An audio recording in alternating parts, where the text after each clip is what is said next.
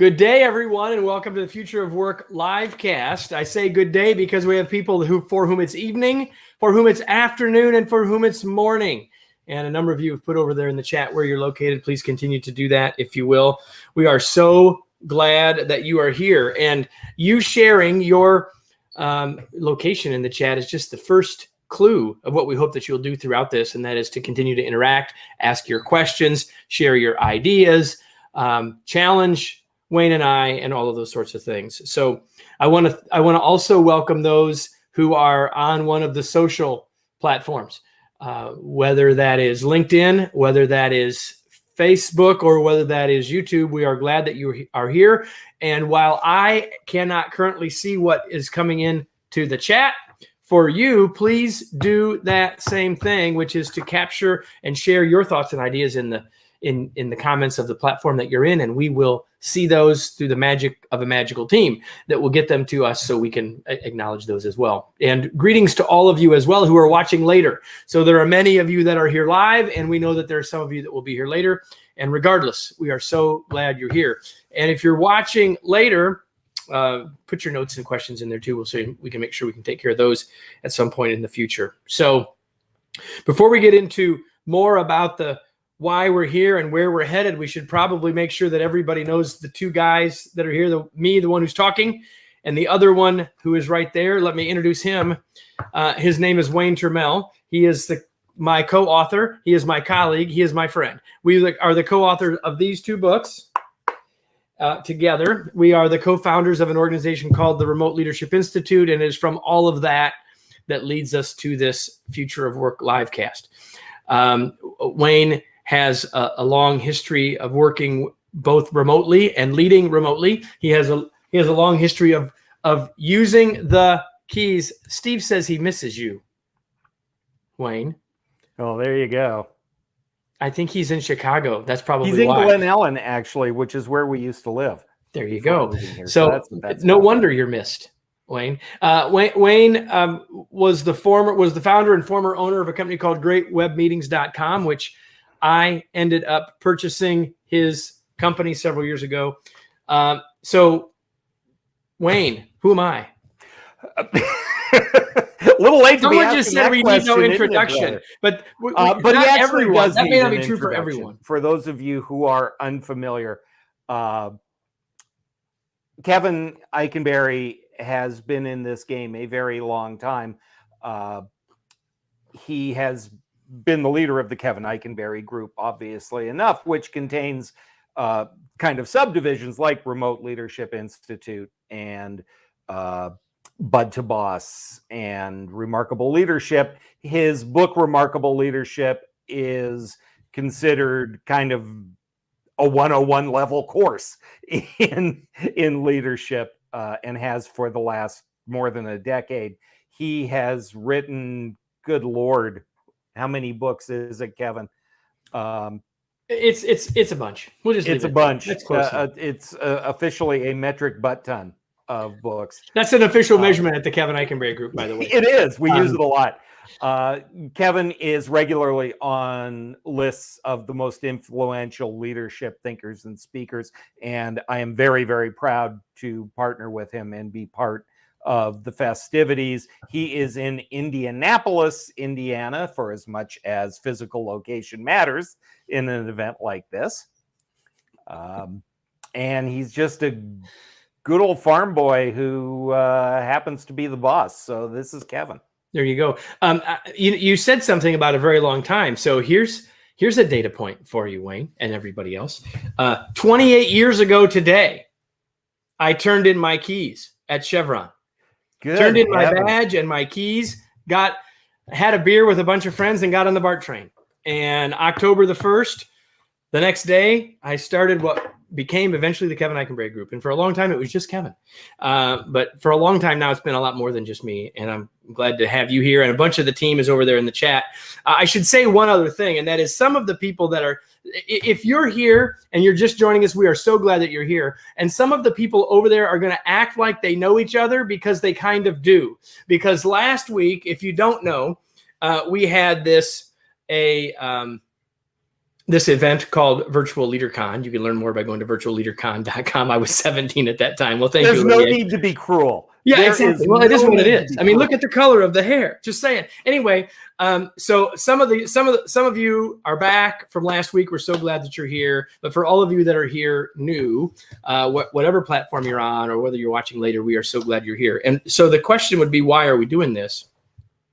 And because we didn't join the remote work world last year, and we didn't join the remote leadership discussion last year, the reality is that we've been at this a long time. Wayne, in the area of virtual communication and virtual meetings for a long time, and the Remote Leadership Institute been around for I think 7 years now, and we've been at this for a long time. And so we felt like we were in a good position to talk about where we are in terms of the future of work and where we're headed. And so let me just lay out for you where we're going to go with this session.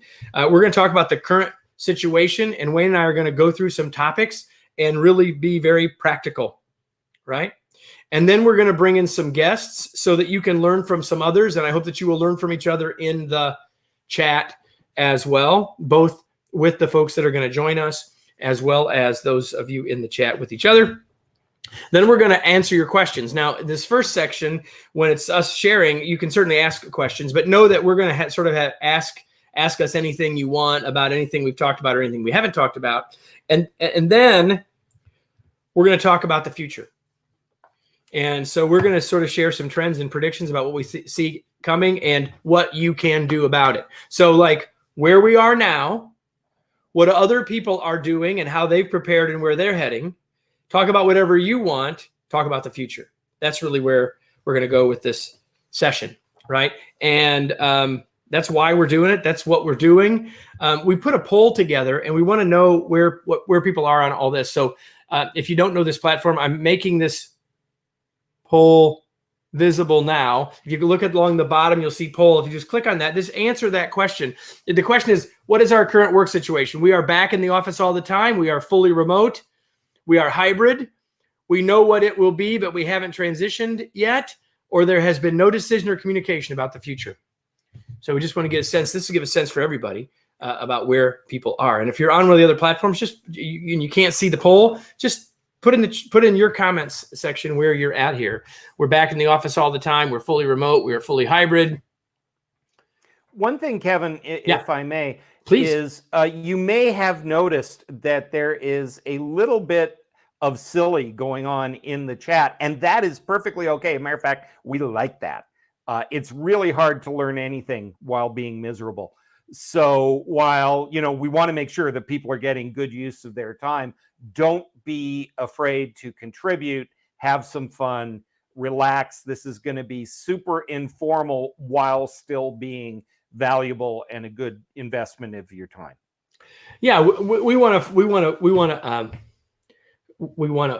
thread the needle of being practical and informative and inspiring and still having fun doing it. In fact, I wrote a piece earlier this year that said, maybe it was even last year now, it all runs together, Wayne, that said that the new meeting metric should be laughs per meeting. And then if we don't have any, we're probably doing something wrong. And so here's what we've gotten from folks. Wayne, I'll just share, you can sort of respond. About half of you that are here that have responded said we're hybrid. About 10% said we're fully remote. About 10% said that we're back in the office all the time. About 10% are saying we know where we're headed, but we're not there yet. And the last one is there's been no decision in our organization or at least no communication about it. And that's another 20+%. So sort of half were hybrid, 10% in the office, 10% fully remote, 10% we know, but we're not there yet. And 20%, we have no clue what our organization is going to do yet. You know what's funny, Kevin? Go ahead. I just had a flash on something, which is a lot of organizations have been hybrid for a while. They just didn't call it that. I remember before the pandemic, I was walking through somebody's office and she goes, Wayne, I love you, but remote work isn't something we're not looking at telework and telecommuting. And as we're walking through her office, like half the desks are empty. And I said, well, then where the heck is everybody? And she goes, oh, so-and-so's got a sick kid, so-and-so got, wife got transferred to Denver, and so he's working out of there, and somebody's on the road today. And well, how can you tell me that you don't have remote work when half your people aren't here? And there was this kind of denial about the hybrid state beforehand that can no longer be denied now. Yeah, I mean, that's right. And we were, I think, fortunate, or I don't know that it was prescient. I'd like to say that it was, that we wrote 2 books that didn't use the word, the first one uses the word remote, but it's the long distance leader and the long distance teammate, not the hybrid team, not the hybrid leader, because it really, at the end of the day, if we're not all in the same place, it's definitely different than it was before, right? Andrew says the people that are peers have been in the office 100% of the time and never left for the COVID. The administration staff were able to split part of our time. So it does. So that, I think, gets at what the work is, right? And you're famous for saying that, hey, all of this whole conversation is only 30% of the workforce. That 70% of the workforce are making things, shipping things, feeding us, keeping us healthy, and toting us all around, et cetera, right? And you can't do that stuff virtually. I remember when all of this started, the woman who cuts my hair said, is this affecting you? And I said, no, I work from home and always have. And she just looked at me and said, until you can ship me your head, I'm here. Yep. Jill says she's in New York State and the office is in DC, 14 years and counting. So the question might be, Jill, why are you here? You should probably be in my slot instead of in Wayne's slot. But we're so glad that all of you are here, regardless of what platform you're on, whether you're here with us live or later. We're so glad. So let's dive into the first sort of chunk of this, Wayne, and sort of talk about some of the things, for the last 5 years, we've been writing about this stuff. But for the last 8 weeks, we've been sort of very strategically thinking about where are we right now in the transition? Where are we right now in terms of what do people need to be doing right now? Trying to be a little less general, a little more specific. And so I've just got a list of some things that you and I created to just sort of lead this part of the conversation and sort of being very tangible and tactical and practical and today, right? So one of the things that you put on this list for us to talk about is that to talk about what it means when we do everything in writing, because it hasn't always been that way. Well, absolutely. And it's funny, as we're talking about anniversaries and 28 years you did this, it's just over 26 years that I joined the real world, ran away from the circus and got a big boy job. And I didn't say, by the way, I didn't tell you all this. But here's why this is relevant. Yeah, please. Here's why this is relevant is I realized that my career is as old as email. My first big boy job, project manager thing, when I got hired, was to roll out email in our organization. It existed, but we were a very small organization and it hadn't come to our world yet. And so I have literally been there from the beginning of email to whatever the heck we have today. That's just the coincidental arc of my life. And which also means that when I started, I had a fax machine. That's what that means. Right. And my cell phone was this big. But here's the thing about that. I periodically think about how much life has changed in the way we work and how different the world is from that point, right? And one of the interesting things that is fascinating to me is that over 70% of knowledge workers' world now takes place in writing. Email, chat, text messages, whatever. We spend more time writing than speaking. You can go entire days and not have an actual honest to gosh conversation. And I know I'm causing mortality flashbacks with people in the chat. Well, I'm just laughing because that's certainly not been the case for you and I today, but some days for you, that is 100% true. Some days, and I'm not alone. Yeah, exactly. And when we think about that, there's a whole bunch of connotations, right? And results of that. But the single biggest thing is, never in the history of humanity has so much of our communication, personal and business, taken place in writing. I mean, until 100 or so years, 150 years ago, the vast majority of humans couldn't read or write, let alone communicate in writing. And when we think about the possibilities of instant communication and being able to travel around the world at the speed of light and get messages out there, that's an amazing thing. But as I always say, any of you who've spent 3 days apologizing for an email that took 30 seconds to write, understand that there are some challenges in the fact that we are communicating that way. Not to make this about generations, but if any of you have kids, I have a 28-year-old daughter who I have to keep reminding that the telephone also transmits voice.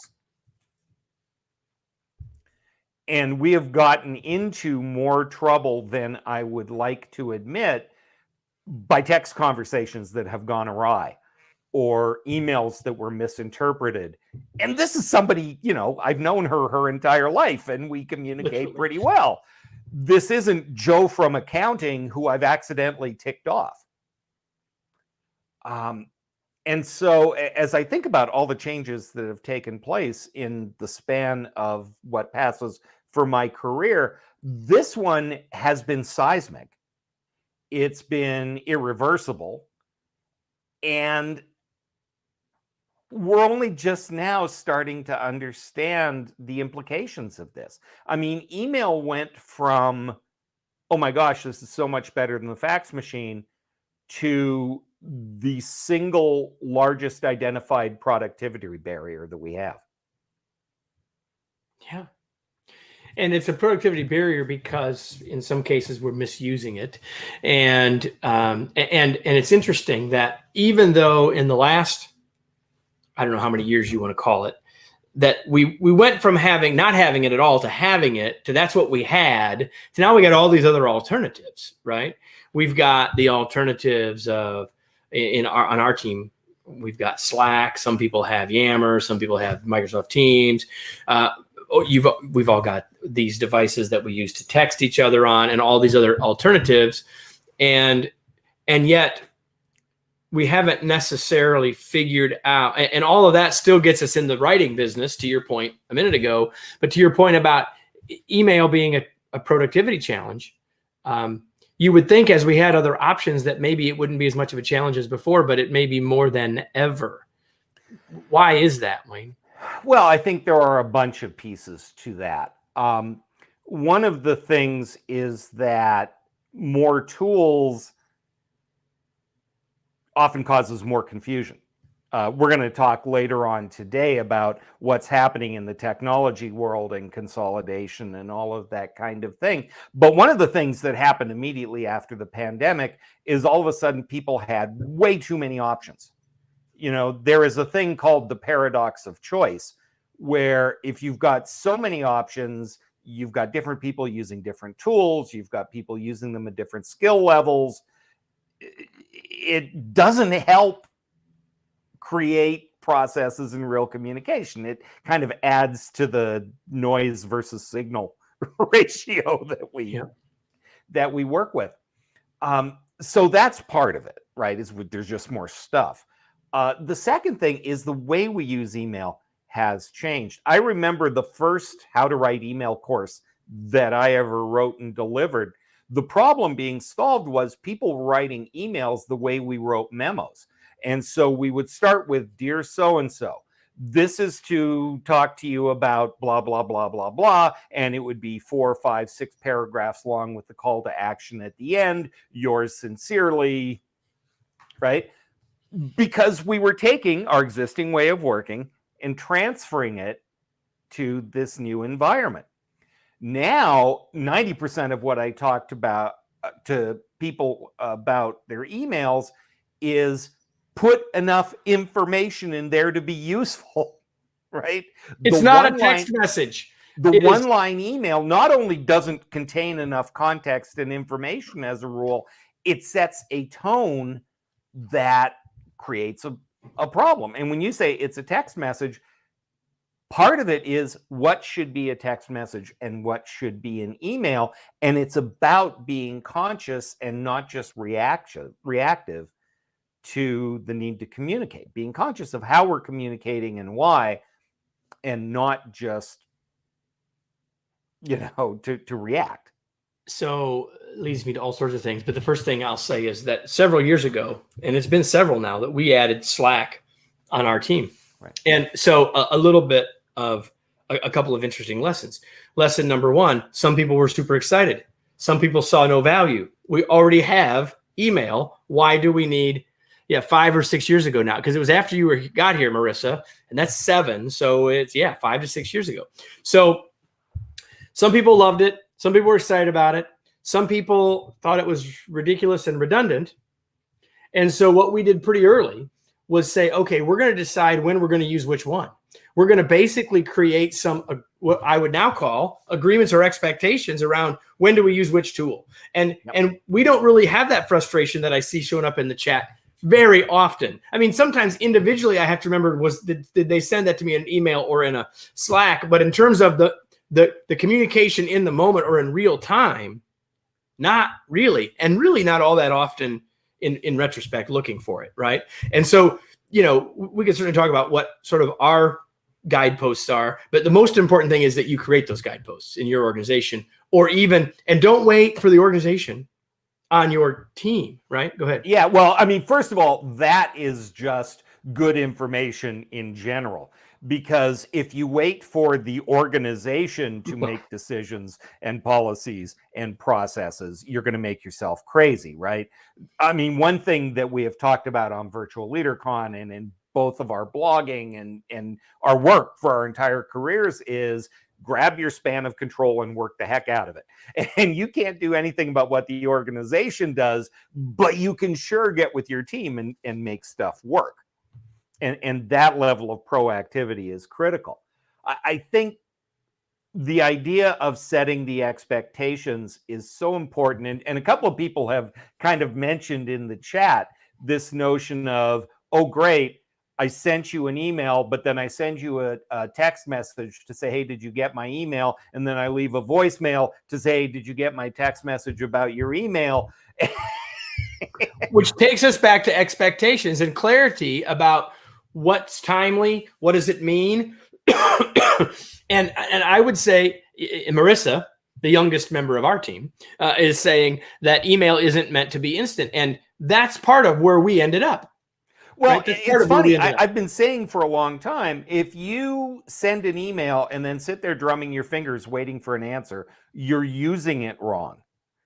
To Marissa's point, instant messenger has instant in the name. It's kind of a clue.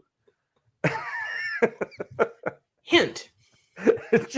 just a subtle indication that maybe that's the one you want to use. So Aiden says, I created a social charter. So call it a social charter, call it workflow, call it processes, call it expectations. That's what you need to do. And when we do that, then we can start to navigate the fact that we have multiple channels, and there are strengths and weaknesses to each. For all of what you were saying, like, oh my gosh, email is causing me all these problems. We don't want to not have it. Like, no one wants to have had this pandemic happen when all we had was a fax machine. Like, we're so glad we've got it. I cannot imagine what, trying to maintain business and productivity and keep people employed and keep businesses afloat and what has happened to the economy. I can't imagine what a disaster it would have been 10 years ago, let alone 26. No doubt. No doubt about it.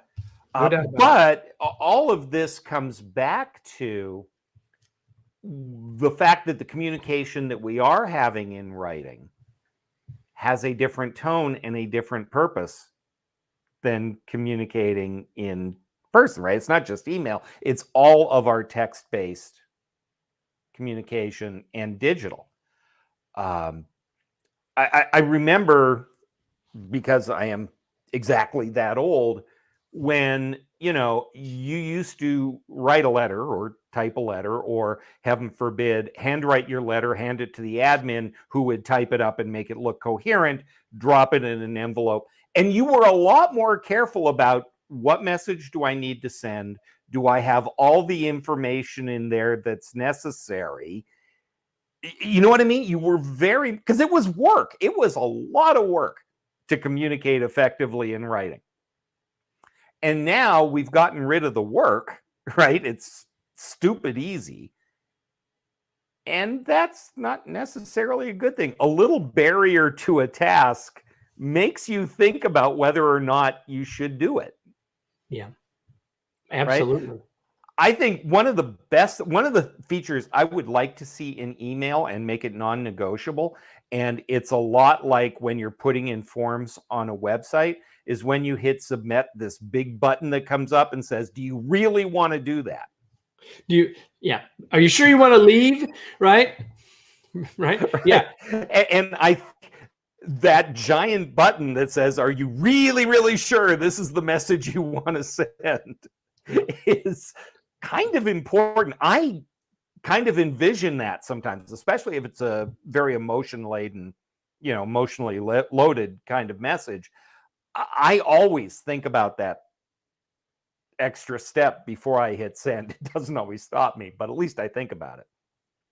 Well, and I know I've said this before, and some people here may have heard it, but it bears note. And then I think we'll move on, and that is that one of the best things you can learn about better email strategies, you can learn from Abraham Lincoln.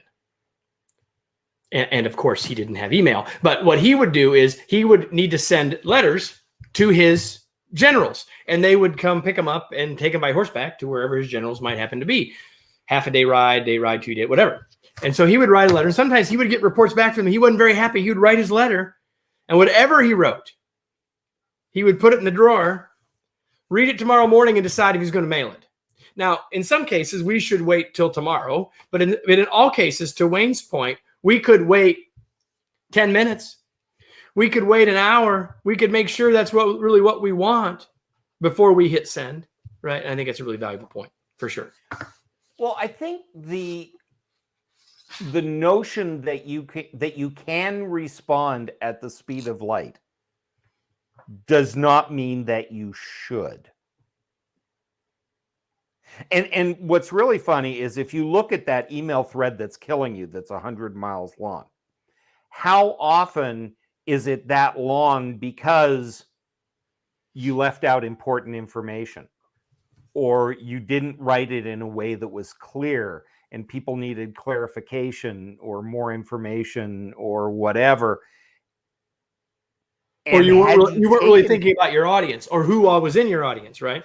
Or, when you're responding, you respond to the first email in the thread and realize that there were 3 more that came in later that day. And now you've got to respond to those instead of taking your time, analyzing it, taking all the emails that have come in on that topic and responding once and appropriately. Everybody on our team has heard me do 2 things. In an email, 3 messages in, I've said, someone needs to call somebody, right? Or in a Slack, they'll be in a Slack channel, I'll say, when can we talk about this? Because this, or a camera, but this will almost always solve it because it's a different, better tool for email is not a good tool for a conversation, straight up. It's not a good tool for a conversation. And if you get nothing else from this, it is not a synchronous form of communication and was not meant to be. Yeah, you see that all in the chat. Like everyone's treating it like it's instant messenger, right? Yeah. Or people are, not everyone, right? 100%. 100%. One of the things that we have both heard a lot over the last 2 years, year and a half, is, well, I can't wait till we get back to the office because when we can get to the whiteboard so we can collaborate again. Right? So what are your thoughts right now about if you got a team that's hybrid? Or if we can say hybrid and or fully remote, where we either all can't be at that device on the wall, right? Or none of us can be. Like, what are your thoughts in general about collaboration at a distance? I'll just leave it at that. Well, there's no shortage of things. It's funny. Somebody just posted one of the first blog posts I ever wrote. Good Lord. It's the management issues version. So it's more than that. This is at least 12 years that I've been using this particular line, but it's true. Genghis Khan ruled half the world and never held a WebEx meeting. People have always made remote work happen. They've always been able to share ideas and do things. And when we get to the idea of collaboration and instantaneous, first of all, you have to decide, what is collaboration? Does collaboration mean being in the same room, spinning ideas, or does it mean gathering, sharing, evaluating, and making decisions on ideas? Right? Great things happen when we're all in the same room at the whiteboard. There are also some things that aren't so good. Power dynamics, politics. The power of the pen. The power of the pen, the power of being caught up in the moment and, thinking something is a great idea at the time and getting all enthusiastic. We're shocked to discover this is Wayne's big challenge. Little things like having time to think about it, like leaving the discussion and going, oh, you know what else would be good? We could do that. Getting your introverts to give their best thinking in a form that doesn't intimidate the heck out of them. So when people say you can't collaborate, I disagree. I think that we can't collaborate in exactly the same way we did before. And to a degree, that's a shame, because it's not like good things never came out of it. But the other thing, people, you can't gather around the whiteboard, to which I say, really? Because every web platform that I know has a whiteboard feature. Right? Or something that you can create a facsimile close enough to get you everything you need, and maybe better because there's no power to the pen, because everybody can actually contribute. Right. What's the purpose of the whiteboard? From a brainstorming standpoint, it makes ideas that are floating around in the ether visible, right? So it captures it so everybody can look at it. It allows you to look at it as the conversation moves on, so you can add, contract. The dynamics of adding things to the whiteboard get people excited. And if you've studied brainstorming and all the things that we thought we invented in the 90s and were around for a very long time before that, you realize that the dynamics of collaboration are largely the same, and in some ways might not be different, or might not be better exactly, but are different and can get you very, very good results. The one thing that is missing is that instantaneous social spark, which is not to be underestimated. It's really important. But it's not the be-all and end-all of what we call collaboration. Yep. 100%. So there's only 8% of the folks, when we did the poll earlier, only 8% of the folks that are here, and of course that doesn't necessarily reflect the whole world, only 8% of folks are saying we're already back in the office. And by the way, it is return to office, not return to work, right? So for the rest of us, there's a possible challenge, and half of you are saying we are already hybrid. And of course, that can look like 25 different things. I realize that. But what it does mean is that not everyone's all in the same place at the same time, probably. So talk about the realities of proximity bias. There's a lot of work going on right now around diversity, equity, and inclusion. And it's a worthy discussion. But one of the things that gets a lot of attention in that conversation is confirmation bias. this notion that somebody does something which fits your idea of a stereotype or exactly what you expected of that conversation of that person. And so you go, of course, there you go. And that's why I didn't want Bob at this meeting in the first place. but confirmation bias is getting a lot of attention right now, and rightly so. We're seeing it in our politics. We're seeing it in our social discussion. We're seeing it everywhere. But I think as we start to return to the office and we think about hybrid work, especially, proximity bias is huge. And here's what proximity bias is. We tend to default to the people in our physical space before we go to others. If you have a question, you turn to the person at the next desk before you type a question to everybody. If I am a manager and I need a job done, my eye catches Alice walking across the bullpen and I go, Alice, I need you to help me with something. It changes the way we coach, right? I'm going to coach the people who are physically close to me differently. I'm going to take her to a quiet room. We're going to have a cup of coffee. We're going to chat. We're going to be face to face and eyeball to eyeball. Other people aren't going to get that. So there's going to be a perception of inequity. There was a study in the 80s in an engineering firm, and what they found was every 30 feet from somebody's desk, the amount and quality of interaction dropped. And if people were 2 floors apart in the same building, they may as well have been on the moon in terms of the interaction and things that happened. And that is, as we go to hybrid work, hybrid more so than remote. Actually, the binary communication of all connected or all remote is actually easier to deal with, right? Because proximity bias is there. Yeah. I've been saying that we used to live in a black and white world, right? Most everybody was in the office, right? And then we either had people in or people out. And now we got this whole rainbow of stuff, right? Like, what is your 50% of you are saying we're already in some version of hybrid, but what does that mean? We've probably got 7 or 8 in February. When I wrote a course for LinkedIn Learning, I identified, I think it was either 5 or 6 ways that hybrid could look. And even then I said, and this is just the start of what it could actually be, what it will actually look like. And so, but if there's any of it, there's going to be proximity bias. Right? Yeah, there absolutely is. And Aidan makes a point, as he so often does. Thank you, Aidan.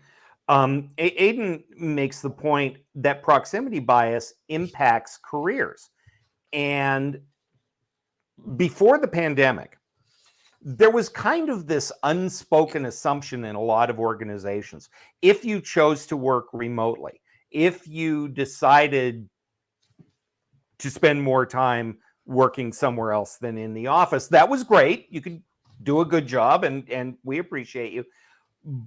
But if you really cared about your career, if you really wanted to take that next step in the organization, you've kind of self-selected yourself out of that. You've chosen your lifestyle and your work-life balance over your career path.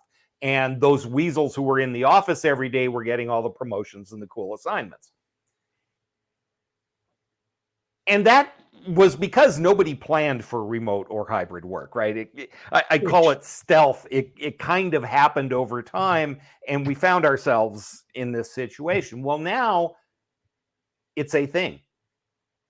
And people who used to make a point of being in the office because it was good for their careers, all of a sudden aren't. And organizations, and we'll get to the whole conversation about turnover and all that stuff later, but organizations realize that if they're going to keep good people, we need to address this. If we're going to attract good people, right? Who wants to come to an organization where they're going to get a job with no chance for promotion or development? Now, there are people, contractors, people who are perfectly happy doing what they do and don't want to deal with it. That's great. Most people are looking for a path, a career, a sense that there is more there. And if organizations Progress, don't advancement, provide whatever. that, Yeah. if organizations don't provide that, it's going to be a problem hiring people. It's going to be a problem keeping the people you have. For sure. For sure. So in the chat a while back, and I don't remember now who it was because it's long since buried, Wayne. And again, if you're on one of the social platforms and you've got a question or a comment, please share them there. They'll get them over here, and we'll address them and be happy to do that. The question is, well, it wasn't really a question, but it was stated in the chat. The phrase is new normal.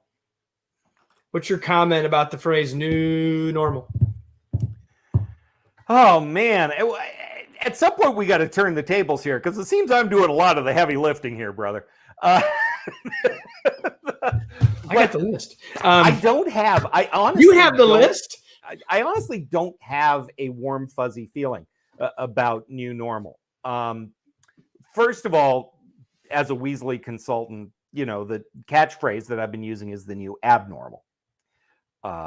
Because what is normal is going to take a while to recognize, and it's going to change. I mean, we are seeing this already, jurisdiction to jurisdiction, company to company. There are office buildings that used to be, 1,000 people showed up at 8:30 and emptied out at 5, and now the people on the first floor are in there 9 to 5, and the people on the second floor are working in a hybrid manner, and the third floor is practically empty. And that's the way those organizations and teams are working. The idea of there being a normal is going to take a while to settle in, and we'll find out what it is. The second thing is normal was not necessarily all that great. It's the good old days syndrome, everybody. The longer we go, the more we think, oh man, wasn't it awesome? How wonderful it was. If we could all go back, some of you won't remember this because you're too young. Google it. If we all just go back to the Little House on the Prairie days and let me give you all the things that weren't so awesome about that, right? Like running water. Let's just start there. But my point is, the longer we go, rose-colored glasses, Marissa says, the longer we go, the more we remember the good parts, forget the rest. And I think that's so very important. I want to say I did raise that, and I know I've been sort of asking you all the questions, but you have the list too. But I have some things I want to say about that. So the first thing is we got to make sure that we're not putting on the rose-colored glasses about the past, right? It wasn't perfect, wasn't even close to perfect, right? Number one, and number two. Some people in the chat are saying, I don't want the norm. I don't want the normal. Come up with a different language. Here's the thing. When people say the new normal or return to normal or whatever, they're somehow equating that to the past. And here's what I've been telling leaders for a year. And you know this, Wayne, and that is this. I'll say this to you all very carefully. You can't go back to where we were. It's not possible. You never stand in the same river twice. It's exactly right. And so here's the thing. You sent everybody home, and everyone's experience of what work is and could be changed. So even if you're in that 8% of the people here that brought everybody back, and if you are, I'd love to hear in the chat, is it just like it was before? And I bet I know the answer. It's not, because we've hopefully learned something. We can't go back to Kansas. Hi, Ben Scott. We can't go back to Kansas, right? It's not Kansas anymore. We've experienced the wizard. And so it never will be the same again. We've experienced working from home. And maybe I was the leader that didn't think it could happen. And now I have to acknowledge that, yes, we could do it.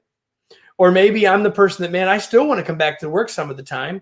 But the reality is I don't want to come every day because I've seen a different future. So we will never get back exactly where we were. And you've heard my whole thing about the word hybrid, which is it's going to be different. Our challenge is, how do we make it better?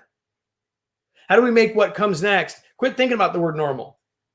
How do we make what comes next better than anything we've had before?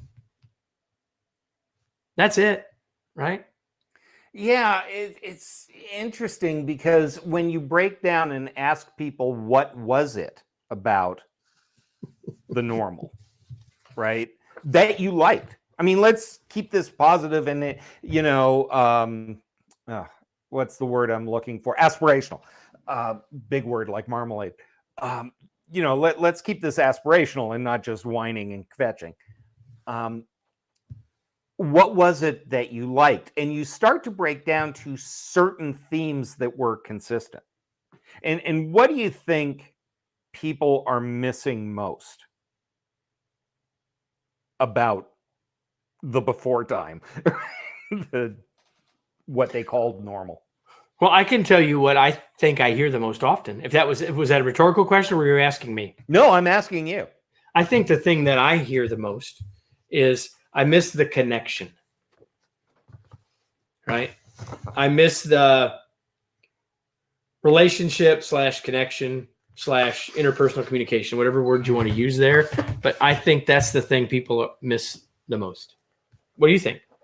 I agree. And as I'm looking in the chat, and one of the beautiful things about tossing it to you is I get to catch up on what's going on in the chat so that I know where people's heads are at. The social component is really, really important, and it's important on multiple levels. It's important for us as humans. It's important to the organization, and so let's do this because I know this has been important to you for a long time. That you've talked about kind of the epidemic of loneliness and whatever, and tell us a little bit about that and why you think it matters and what you think is going on out there.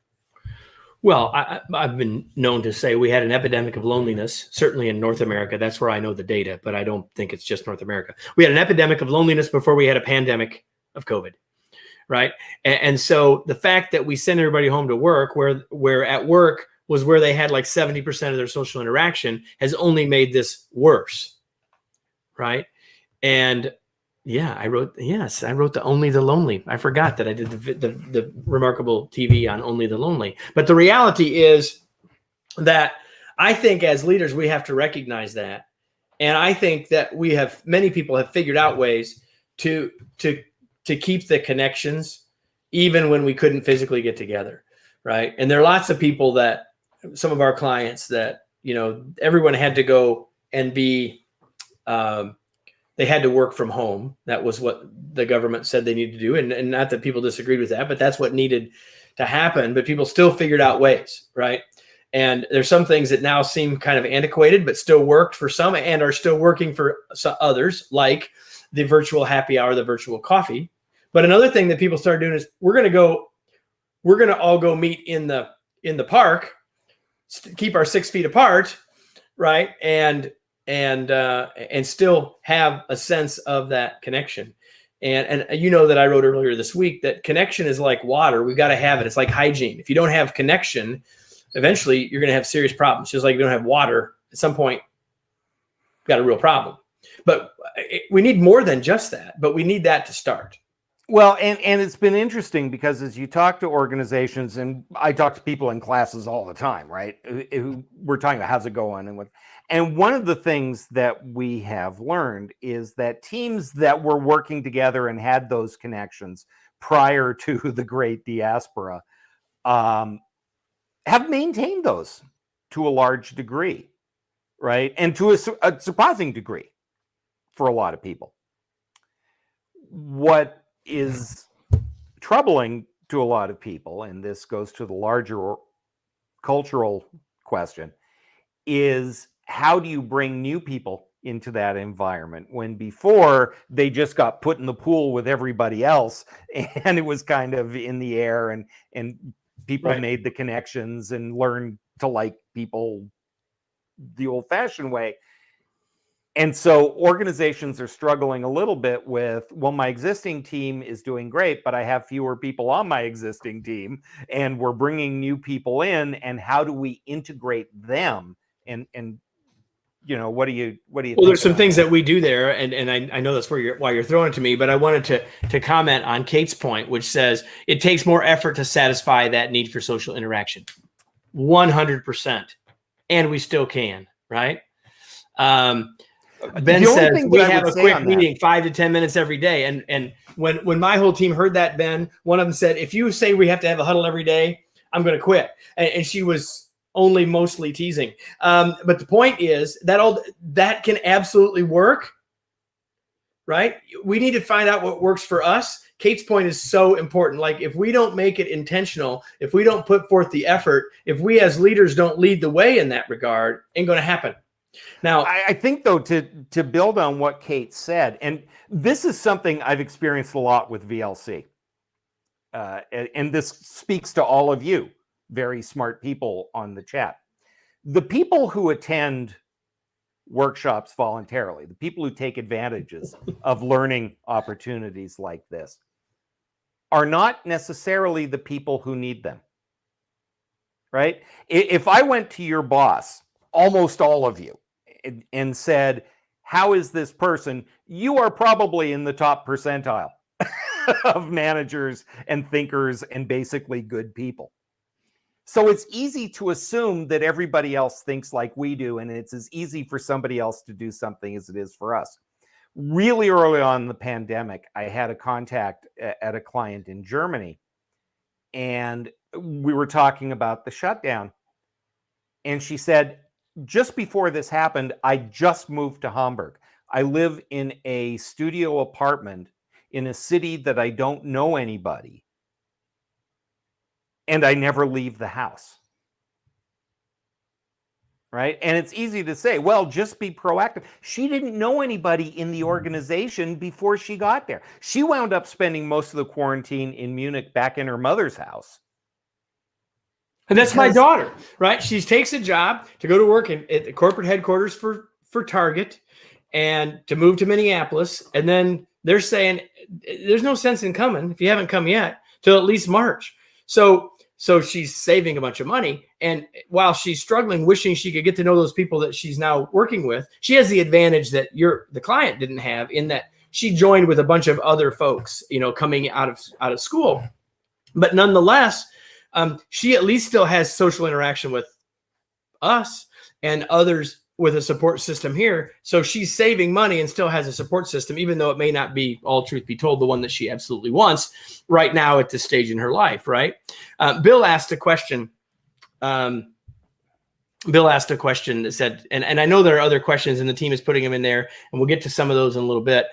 Bill said, tenure at companies has decreased as a result. What was 5 to 7 years is now 1 to 3 years. Do you agree? And I would say certainly there's some data that says that's true, but that doesn't have to be true for us in our organizations. I'll just leave it at that for right now. We'll come back to that later. Can I go back to your other point though, Wayne, about the people that tend to show up for stuff like this are self-selecting? And even in many cases, the people that show up in the training that we deliver, unless it's mandatory in the organization, are self-selecting. Right. And even as a leader, there's a level of self-selection because you've exhibited something, done something that led someone to say, we should promote you. And maybe you were just a really good accountant and now you're the accounting supervisor, but fundamentally at some level you thought about the world enough differently that got you promoted. And so we have to remember that just because that's how we think about it doesn't mean that's how other people think about it. Well, and my biggest bugbear, bugaboo, whatever the correct term is, about that is, you're always saying leaders are learners. And I believe that to be absolutely true. But one of the things that makes me insane about the world is there is, in general, a lack of curiosity and self-awareness. And so while the people on this call are taking advantage of every opportunity and think about the world in a certain way, there are a lot of people who don't. And so it's easy for us to assume that what works for us works for everybody else. 100% true, right? And so that's one of the reasons empathy is so important, because we can't assume that everyone's experiencing what we're experiencing, understand and see the world that we see. And so we need to stop, ask, shut up, listen, right? And if we do that, we've got a much better chance of success. Since you said I'm asking you all the questions, I'm going to ask myself a question. How about that? Okay. So Kevin, in this future, what are the skills that we need? What are the skills that we need as a leader in this future of work? What are the skills that we need as individual contributors, teammates in this new world? And I think there's a lot of them. There are certainly some hard skills, like how do we do a different job of managing meetings? How do we do a different job of collaborating when we may not all be in the same place? How do we some things around communication in terms of mediums and choices about that? There may be some things about how we make decisions when we're not all in the same location. All that is true, right? And ultimately, it's not about the hard skills; it's about the human skills, right? It's funny because if you talk to organizations, we don't have enough skilled workers, right? We don't have enough skilled workers. Well, of course you don't. The machine you're asking them to run was invented a year ago. You're not going to find a ton of people who know how to do that, right? Technical skills, hard skills are teachable, right? If somebody wants to know they're of reasonable intelligence and they're properly motivated and curious, they can learn how to run that machine, right? But how do you teach people to be curious? How do you teach people the soft skills, as you say, which, we've been in this business a long time. But if you were going to list the human skills, what would you put on that list? I would put empathy on that list, and I would put there's some good stuff in the chat there, right? There's emotional skills, there's asking good questions, listening before talking, and I think that applies to all of us, not just as leaders. Scott says you can't teach interest, but you can provoke interest. I disagree. We've all had those professors who could make the most boring subject incredibly fascinating, or you find yourself watching a documentary that you never thought you would care about, but they make it fascinating. And then you can take people who can take the most fascinating topic and bore you to death with it. We hope that we are in the first group, not the second group, Wayne. One would hope. We haven't gone to 0 people, so we must be doing at least working with a modicum of success here. We could make a really long list, but I also think there's some mindset stuff here. In our book, The Long Distance Teammate, there's some keywords here: engaged and connected, right? And I think that there's a whole lot about the skill of being proactive, the skill of continuing to build our productivity. We could have a long conversation about productivity and what it means in a remote working world or in a hybrid working world, more than we probably have time for here. But I would say this, that if we are good at it, if we continue to get better at it individually, it's a huge, more than ever, it's a competitive advantage for us, more than it's ever been before. Agree, disagree with that? Yeah. Yeah, I mean, I don't know what everybody else is thinking, but, you and I are singing from the same hymnal. Yeah, Marissa, look at how many of us watched a documentary about people who bought tigers last year. Well, I tried to sleep through most of it because I thought it was ridiculous, but I ended up watching some of it because I live with people who wanted to watch it. I'm just saying. And so there you have it, right? And now a lot of us are watching a show about a guy who thought football was oblong, and now he's coaching people who know that it's round. So that's a whole other story. And now there will be a season 2. There's going to be a season 2 of, oh my gosh, I don't even want to know. Thank you for ruining my day. Okay. I want to share something with you, because if we're going to talk about skills, then we should say, well, what should we be doing? And, we could have probably made this whole conversation, what are the skills that are required for the future of work? But what I want to do is talk about, we've been talking about a lot of things, and it feels almost like we've lamented a little here, right? We're sort of wallowing a little. Hopefully we've been talking about how we can move forward. And so I want to just take a second. I'm going to put this call to action up there. I think it's up there. I don't know how to do this, Marissa. I'm not sure how to put this call to action up here. Oh, I know how to do it now. There it is. Just took me a second. So there's 3 things that we're sort of making you aware of and helping you be clear about in terms of next steps that you can take either for yourself or for your organization. And they're all listed there. I'm going to take just a second for that. And we're going to have a couple guests join us in a second, so you get some other voices besides Wayne and Kevin. And one of those is that we have a masterclass about building and creating and maintaining hybrid teams. So if you're a leader and you know that your future looks like hybrid, or even if it really looks like remote, there's information there about that masterclass. We've got a lot of organizations that are starting to think about using it for leaders across the organization. Because it's a masterclass, it's asynchronous. Because it's a masterclass, it's economical. Because it's a masterclass, people don't have to take it at the same time, and all of that. We're also doing something, when Wayne and I brought our organization, but actually before we brought our organizations together, we created something that we called the Remote Leadership Certificate Series. And we've continued to update it as time has gone on, as the world has continued to change. But we're sort of re-looking at all of it right now, creating what we're sort of, at least internally, calling RLCS, Remote Leadership Certificate Series 2.0. It's probably really more like 3.0. But what we're doing in a few weeks is doing a showcase. Wayne is doing a showcase of this, where you can get a seat in this for $39. Wayne, you want to just talk briefly about what it is and what that experience will be like? Yeah, it's going to be, because our virtual instructor-led classes, for the most part, are 2-hour sessions. We've taken that model. So we're going to do a 2-hour session, and we're going to, yes, explain what the series is, what are the various components that are included in that, which I know sounds very salesy and commercially, but the goal is to give you at least one key learning point from each of the sessions. Things that you can go apply the same day. We're going to look at the models, for example, from how to create and manage remote and hybrid teams.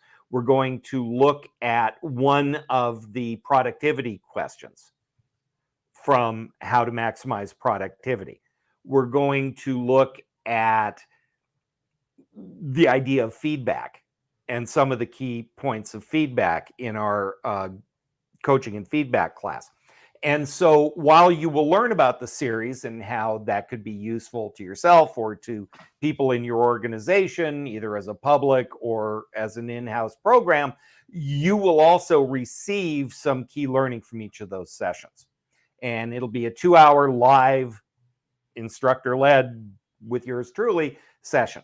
And so that's what that is. And so for $39, you're getting a look at all of this courseware if you're evaluating for your organization, but you'll also get some key things. And I know Aiden, for example, and Patricia Feeney and a couple of folks on this call have been through the entire series. 100%. So for $39, you can get actionable things in 2 hours, plus get a sense of what the whole thing is. If you want to evaluate it for yourself, want to evaluate it for your organization, all that sort of stuff. And the third option that's there is to have a discovery call with Wayne. So, we're going to answer questions here in a few minutes, and answer we'll talk about whatever you want to talk about, but it's different than if you are, our guest is here, so we're going to have her join us in a second. But it's different than saying, I want to dive into what's really going on in our organization. I want to know how we can solve this problem. And Wayne can come alongside you for 30 minutes and do a discovery call, not only about how to help you solve some problems, but to discover how we might be able to help you moving forward beyond that. So no cost at that. So the masterclass, $79 per seat. The showcase for Remote Leadership Certificate Series, $39 a seat. And, if you got a bunch of people in your organization that you think you want something, that'd be a good place to start for 2 hours. And then what you're going to find is they're going to say, we want more. And then we can have a conversation right from there. And then if you want to have a deeper dive conversation with Wayne about what's going on in our organization and what we need to be doing next as we move into the future, you can schedule that with Wayne, get a link, take you right to his calendar. You have control, everybody. And what we wanted to do next, as we promised, we sort of talked about where are we now, but we wanted to bring you some folks who've been there and done that and are doing exactly what you're doing, living through all this organizationally. And so what I'm going to do is bring up April, if I can find her again. And April is going to join us. I see our next Yay. guest after that is also already here. So April, you're just going to click the button that says join us. And there, she's coming. And when she gets here, I'll introduce her briefly. And she is a learning and development professional of long standing. And it looks like it's trying to work to get her here. I think. Let me see here. Yeah, we'll give it a second, April. So there she is. Hi, April. April is a proud Canadian living in Dallas. She is currently the senior manager of learning and development at 7-Eleven. She leads the enterprise instructional design and product management team there. She's worked for Yum Brands, and she's worked in learning and development as the head of learning and development for CKE restaurants, which is Carl's Jr., Hardee's, et cetera, depending on where you live. So April, welcome. Oh, can you hear us, April? Happy to be here. There she is. Okay, awesome. I can hear you. We're so glad that the technology is working. So April, tell us a little bit about what 7-Eleven, a little bit about the journey you all have been through from start of pandemic to now. What does the future of work hold? But what's sort of been your process in the last 20 months? So it's been about 560 days since we got the call to action to But who's counting? Go home. Apparently, Pack up and keep go counting. home. Yes. Who's counting? We count 397 of those days are working days. The rest is weekends. I think we stole that from you, Kevin. We put that in every time we talk about remote. We just want people to understand the magnitude of how many days we've been away, because it does not seem like 560 days. It seems like 3 weeks. But we've done a lot, right? So in the beginning, and our CEO of the company was very in the mindset of butts in the seats. So we need everybody in the office Monday to Friday, 9 to 5, was not a fan of remote work. So when the pandemic happened, we did not go home. We were one of the very last companies, I think, in Dallas to shut down. Employees were getting anxious. Some weren't coming in. We were speaking to employees, and if they had a comfort level, they could work from home, even though certain departments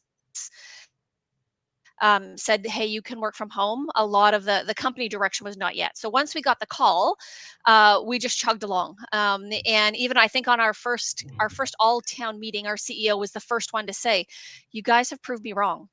And we are going to take a look at this work from home, what it looks like. I'm not making any promises, but I'm open to the idea where I was not before, because what he's realized is people are no longer commuting, which is really turned into work hours. We in Dallas, we had 3 buildings. We had 3 corporate offices. And by the end of the year, we ended up closing one because we're paying to have this building. And they said, you know what, we could have a hybrid approach where some people come back in. So when we first started going remote, it wasn't until the fall when one of our VPs came up to us and said, hey, my team is struggling. They don't believe their employees, they're micromanagers. I need some help. We need to give them some training. I need some help. So what my boss and I started researching a bunch of companies, found you guys, and just everything I read, other customers I spoke to, glowing recommendations. So we brought you in. Met with Wayne first, and really did a needs analysis on what was it that she was seeing specifically in the construction department. Heard from her, and we put together a curriculum. So it was a 6-week program where each week Kevin kind of kicked it off, kind of set the stage. Really, hey, here's kind of hear from an expert. Let's build some credibility on why remote work works, why we should go to this hybrid approach, or how do we lead people now in this new world. So then Wayne came in and kicked off a series of sessions. And what we did strategically was, in between the sessions, the leaders then held their own sessions to have a conversation about what they heard, to debrief, to really now talk about their issues that they were seeing on their teams, to start to build some trust and to build some credibility and to put some action steps in place. At the end of the 5 weeks or the 6 weeks, we had put together material now that the leaders could take down to their team. So they can go and have discussions with their own teams on, hey guys, we're in this crazy world. We don't know what's going on, but we do need to have some training on coaching, communication, accountability, goal setting. What does that look like remotely? And the feedback from the first session was just a resounding, oh my goodness, where's this been? I have never been through a training session like this at 7-Eleven. So we knew we were onto something. So Holly's kind of been the charge at 7-Eleven, and we've brought Kevin in a couple times to kind of speak to our VPs, because we don't want it to seem forced. We don't want this to seem like HR is making you sign up for this training. We want leaders to recognize that they have issues on their team and put their hand up saying, you know what, I want to go through this training as well. So that's what we did. And so far we've put 300 of our leaders through our program. So we've condensed it a little bit. Again, time was everyone's biggest issue. They didn't like sitting through 2-hour sessions, but we've got this condensed version where we do facilitate a session with them on building trust is the first one that we kick off. Then they meet. Then we've got breakout teams, and we've mixed up the organization. So you're not just going to sit with your own, because at the end of the day, we want them to learn from each other. They're doing great things. Just share it. And then we come back, we debrief on their calls, and then we go on to communication and collaboration, and then accountability, and then we kind of wrap it all up. We took it and we make sure everyone gets the book. Want to put a plug in for the book, because all of our training coincides with a chapter or two in the long distance leader. There we go. Yeah. So one of the reasons I wanted we wanted to have you here, April, is and first of all, thank you for being here. And is that the approach that you guys, so lesson 1 is organization didn't think they wanted to do it, very resistant. Lesson 2 is we figured out we've got to do something. Lesson 3 is, yeah, they got some help, whether it's from us or whomever, but I love how what you've done is use outside resources. It happens to be us. And of course we like that. Whoops. Oh, she's having some trouble, it looks like. But beyond that is to really bring it down into the organization and let people have that conversation across the team, and being facilitated inside the organization is super, super powerful. Yeah, when they go through it, then we promote the long distance teammate. We take it one step further. We talk to the leaders about, here's a book for your team. Here's materials. Now you as a leader, you do however you want to cascade this. You want to do an all team meeting. You want to do sessions over 3 weeks. We give you the material. If you need our help, raise your hand. We'll be there to help you. But don't just go through our training, nod your head, say what we want to hear, but actually take it and put it into action. And a lot of leaders have. And we're seeing higher morale. If I can jump in to give kudos to April and her team, very early on in the pandemic, they began this process. And what I love about what your approach is, and I'm since seeing other organizations doing the same thing, but you were out ahead of the pack. There are 2 things specifically. One is the notion of you're not just offering the training, but you're bringing it down to the team level and having the managers follow up with their teams after the training, which keeps it alive. And not enough people do that, right, to keep the plate spinning. April's struggling. While I say nice things about her, she's can only hear about half of it. But the other part that I love what you're doing is you've kind of broken with the way you've always done it, and you're doing a lot of cross-organizational things, putting people from different departments. Because Kevin, you know, one of the big things we're hearing is, my team is really tight during all this, but we're not getting the cross-organization pollination that we used to get. And this is a way of addressing that. So April, you know, you've sort of told us what you've done and what's worked. My question would be this: I have 2 questions. First of all, if you hadn't done anything yet, would it be too late? It's never too late. It is absolutely never too late if you haven't done anything. You know, recognize that you do need to do something and start small. Again, Kevin, you were so powerful within the organization. Leaders saw you and my phone was ringing. How do I get Kevin into my group? What is it that I do? Again, I think bringing an outside resource absolutely was the credibility that gave us the success.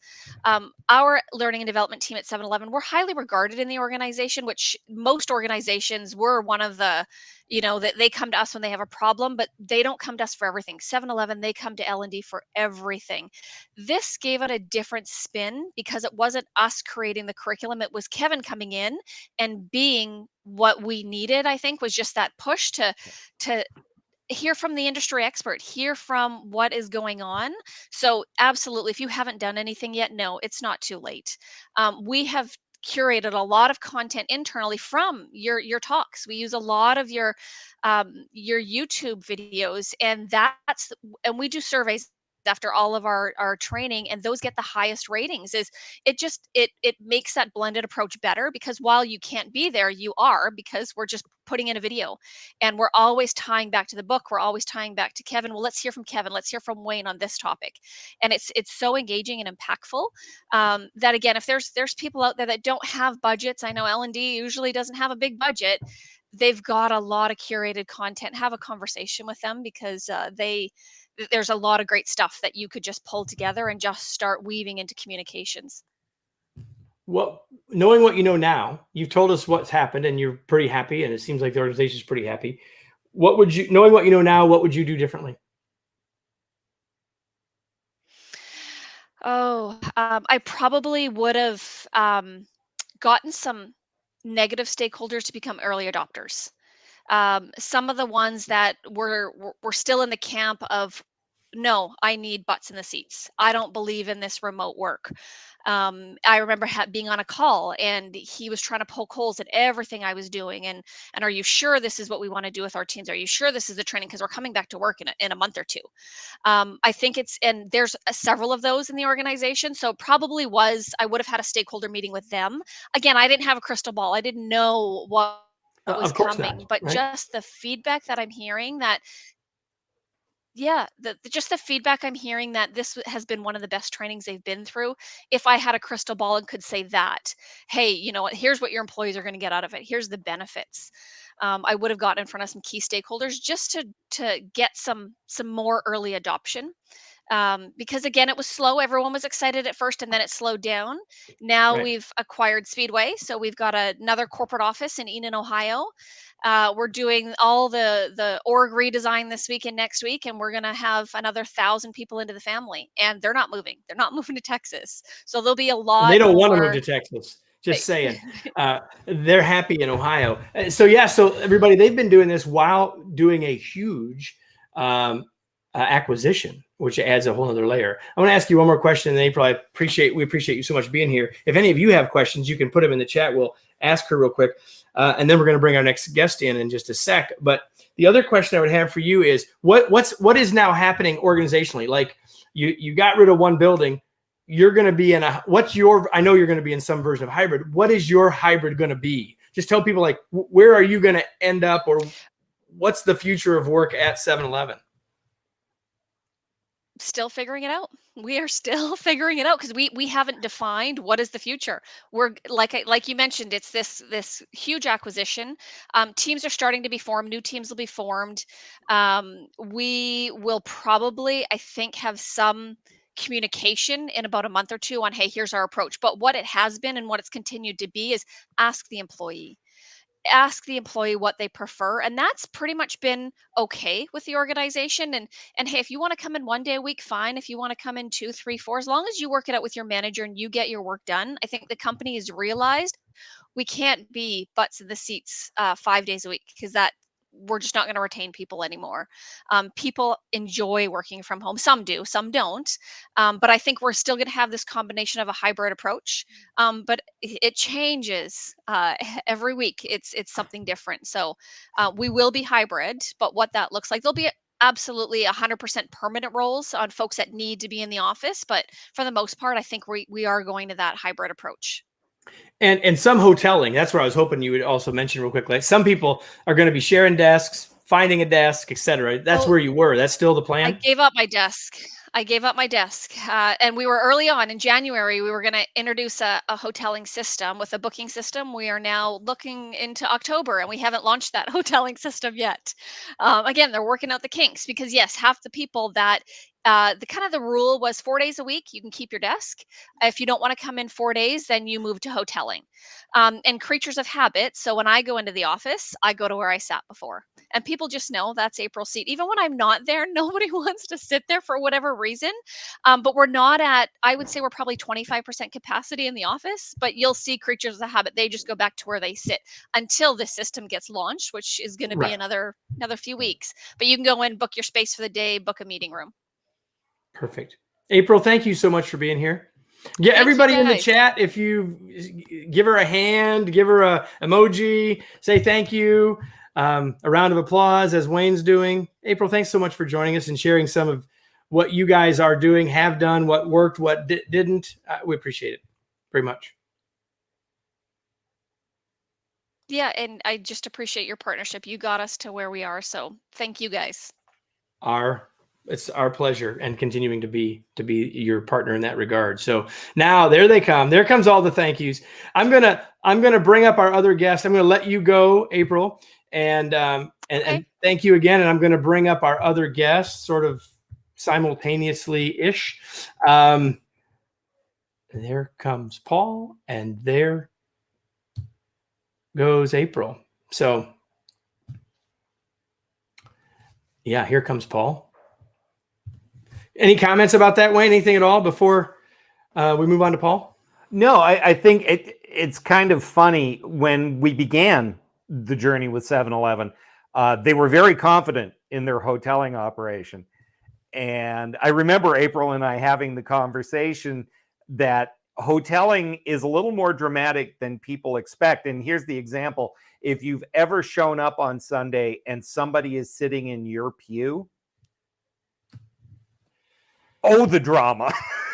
I have a story about that we don't have time for. Paul Feolick is here. Paul Feolick is the head of talent development at LG Electronics. I bet you in your house you have one of their products. You got a TV, you got a microwave, you got a phone, you got a stove, you got a refrigerator, maybe you got all that stuff. He's even got the shirt on. Paul's got the shirt on. Paul, welcome. Thanks for joining us to share a little bit about your ongoing journey. And I know you were here. I saw that you were here, so you were hearing sort of where what April was saying. So let's start for you. Let's start okay, when all of this happened, I think it was your organization where Franklin or someone told me that the announcement was, we're going to go home for 2 weeks and then everyone's coming back. Do I have that right? Yeah. Well, it took us a while to get there. And I have to say that listening to April talk, I'm not sure if I work for LG or 7-Eleven at this point, because our stories are very very much aligned as far as how we got to the point. It did take us a little bit of time to kind of grapple with the fact that we were going to be remote. However, our tale of woe started really in February.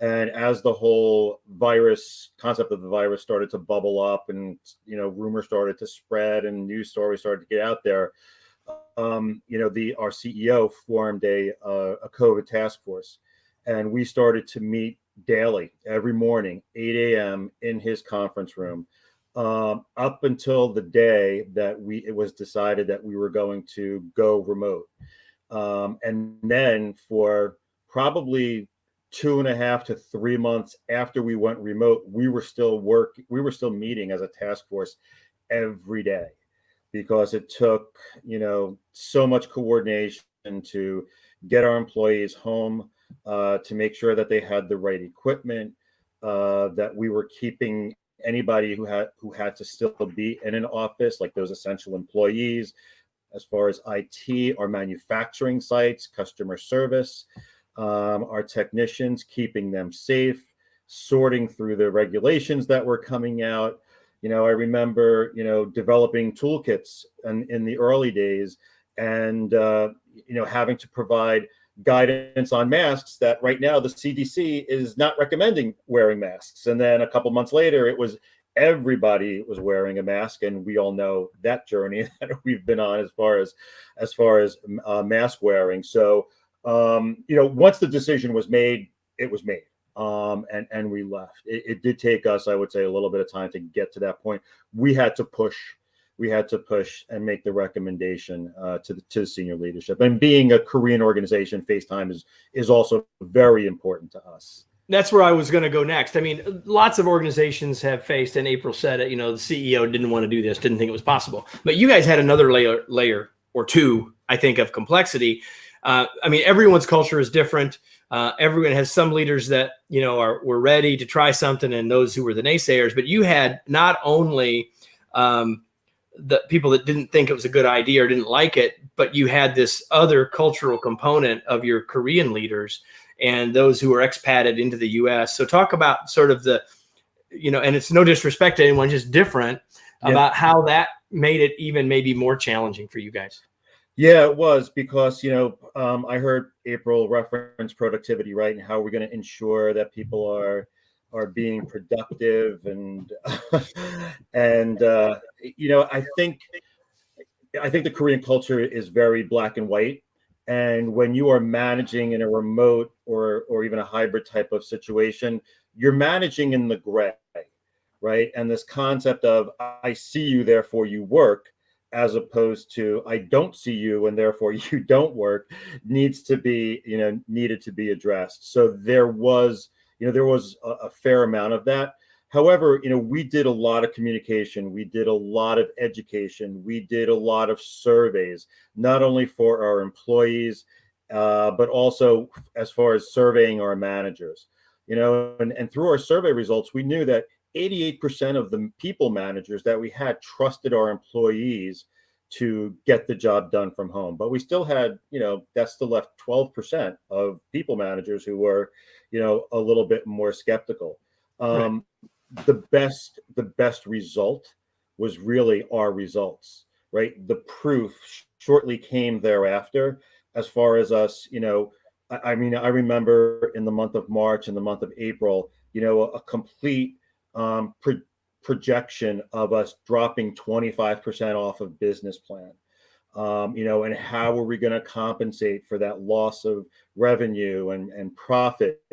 We made some tough decisions as far as staffing levels were concerned, that took place in May, but by the end of May, beginning of June, the results were really starting to uptick. And I was just talking to somebody about this yesterday, because we're now, we're in this voluntary warming up period as far as getting back into the office. And we were just reflecting as far as, the projection of being behind 25% at a minimum, the leveling out, and then us moving on to having, such a tremendous result at the end of last year, us not thinking that it could be replicated in 2021. And oh, by the way, here we are again. And that's really what we lead with, right? Is that, and you guys know, because we talk about this when we do our training, the world has changed. It is not going back. And oh, by the way, our results has proven that we can do it. And it's really a credit to the employees, right? Like I constantly say, 2020 and 2021 is a testament to the tenacity, the competitiveness of our employees, and their desire to win the day. That's why we've had these years, despite the opportunity that eventually presented itself as a result of everybody being in lockdown and everybody looking at their kitchen and saying, like, this stove and this refrigerator is 50 years old and I want a new one. We still needed employees to figure out, the supply chain issues, right? We still needed our employees to be connected to our customers and how they did that, in a virtual world. So you mentioned the warm up period. You guys. So tell everybody where you are now in terms of the quote return to the office, et cetera. Like you started much the same way as April said, is we're not sure we want to do this at all. That's not exactly where you're at now. So talk about where you're at and where your organization is heading, generally speaking. Yeah, so it's interesting because I actually just put a timeline together for my boss, of our yellow brick road for COVID, and we started in May of 2020 preparing to return to the office. We A few actually more weeks. yes, we trained the entire organization. We put out return to office toolkits. They were online. Everybody was trained. It was a mandatory training. Managers going through it. How do you have an empathetic ear for employees who are still concerned and dealing with childcare issues and sanitation issues, safety protocols? It started in May of last year, and then in July it got pushed, back to the fall, and then it got pushed again to the beginning of the year, and then it got pushed back, and then it got pushed to June. And so we started with essential workers, increasing our number of essential workers to maybe about 10% of the organization. And they were the ones who were going in. And that was really a lot of our Korean leaders who, again, it's really kind of inherited. It's embedded in how they work and what they believe in. But they're also the leaders of the organization. So while New Jersey, because that's where our headquarters is located, while New Jersey was saying, everybody has to be remote unless essential, we did a pretty in-depth analysis of who could be essential. And then as New Jersey started to loosen up their regulations, and as the vaccine came into play, our CEO is like, well, can't we get to a point where we allow employees to come in on a voluntary basis? So that voluntary basis began in June.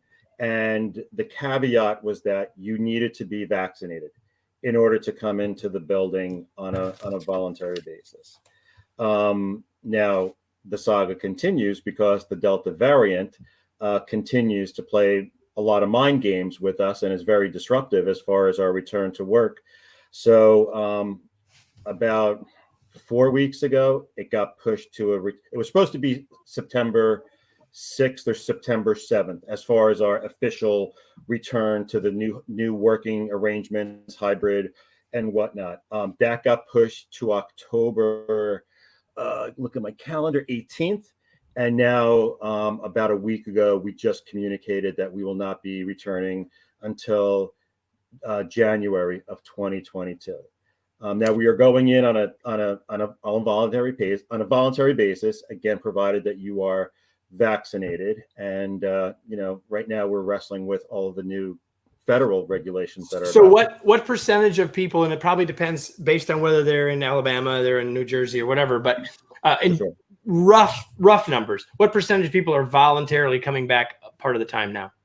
Yeah, so probably about 30% are in the office. It's higher in our Alabama office. It's probably 50-60% in Alabama. Some days or all days, or just depends? It just depends. It's not all days. People are allowed to continue to work from home if they are not vaccinated. So, again, that has factored into a lot of the decision making and people being able to come in. We continue to, we still wear masks in the office.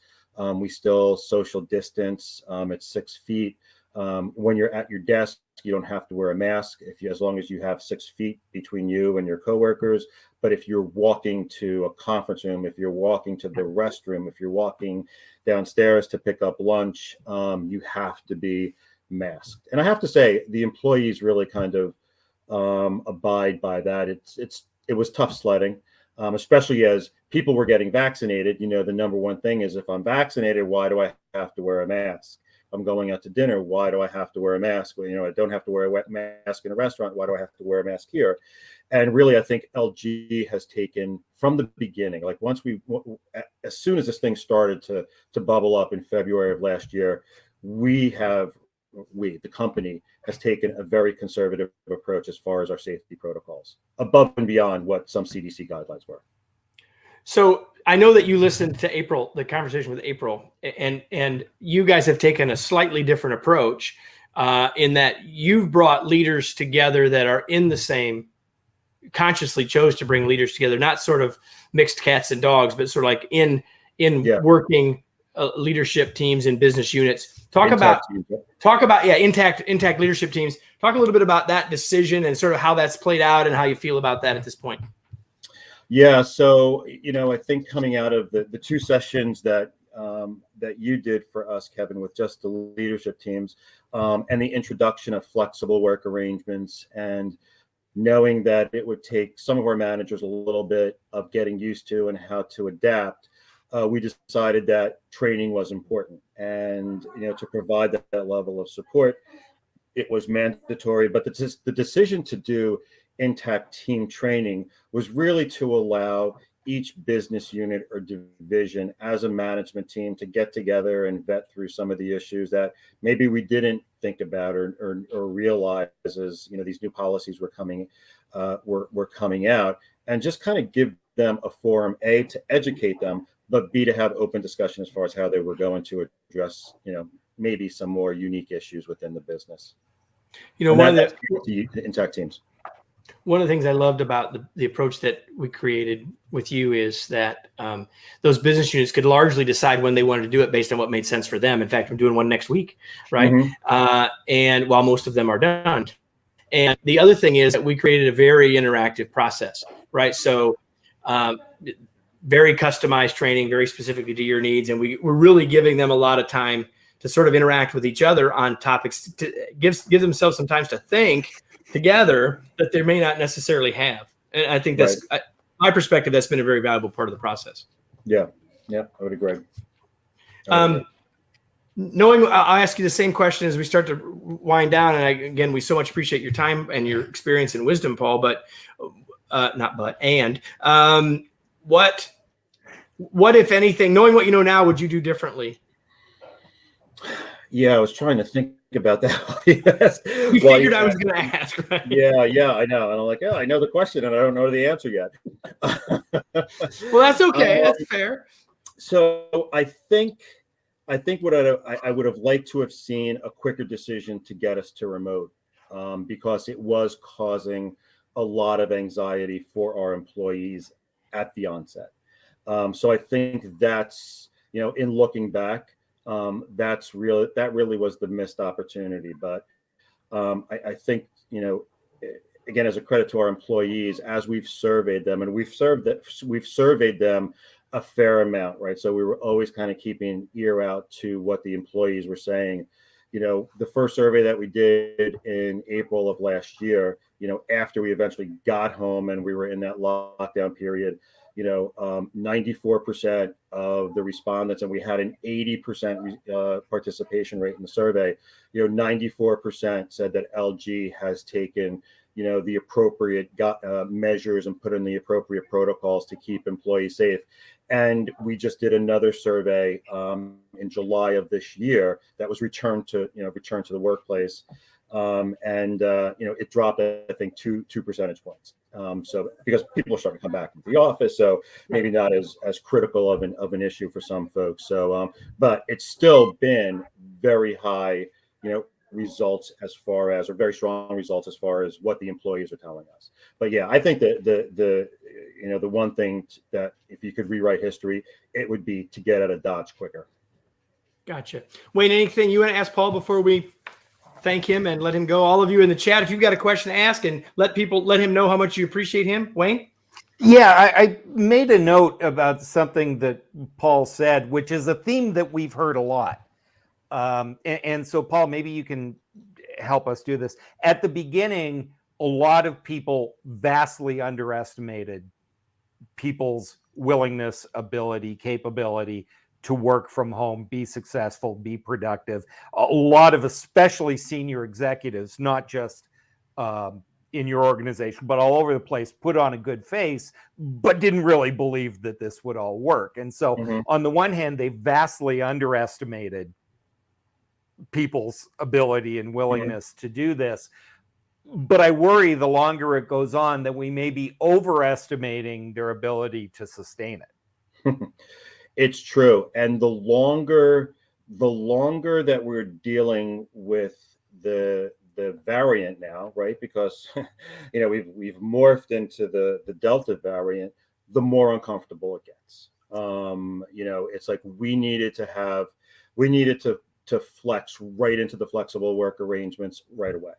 And so the longer that this period of time goes, there's a little fraying on the edges as far as, some leaders say, well, we really need to be to work now. I'm like, you know what? Not necessarily.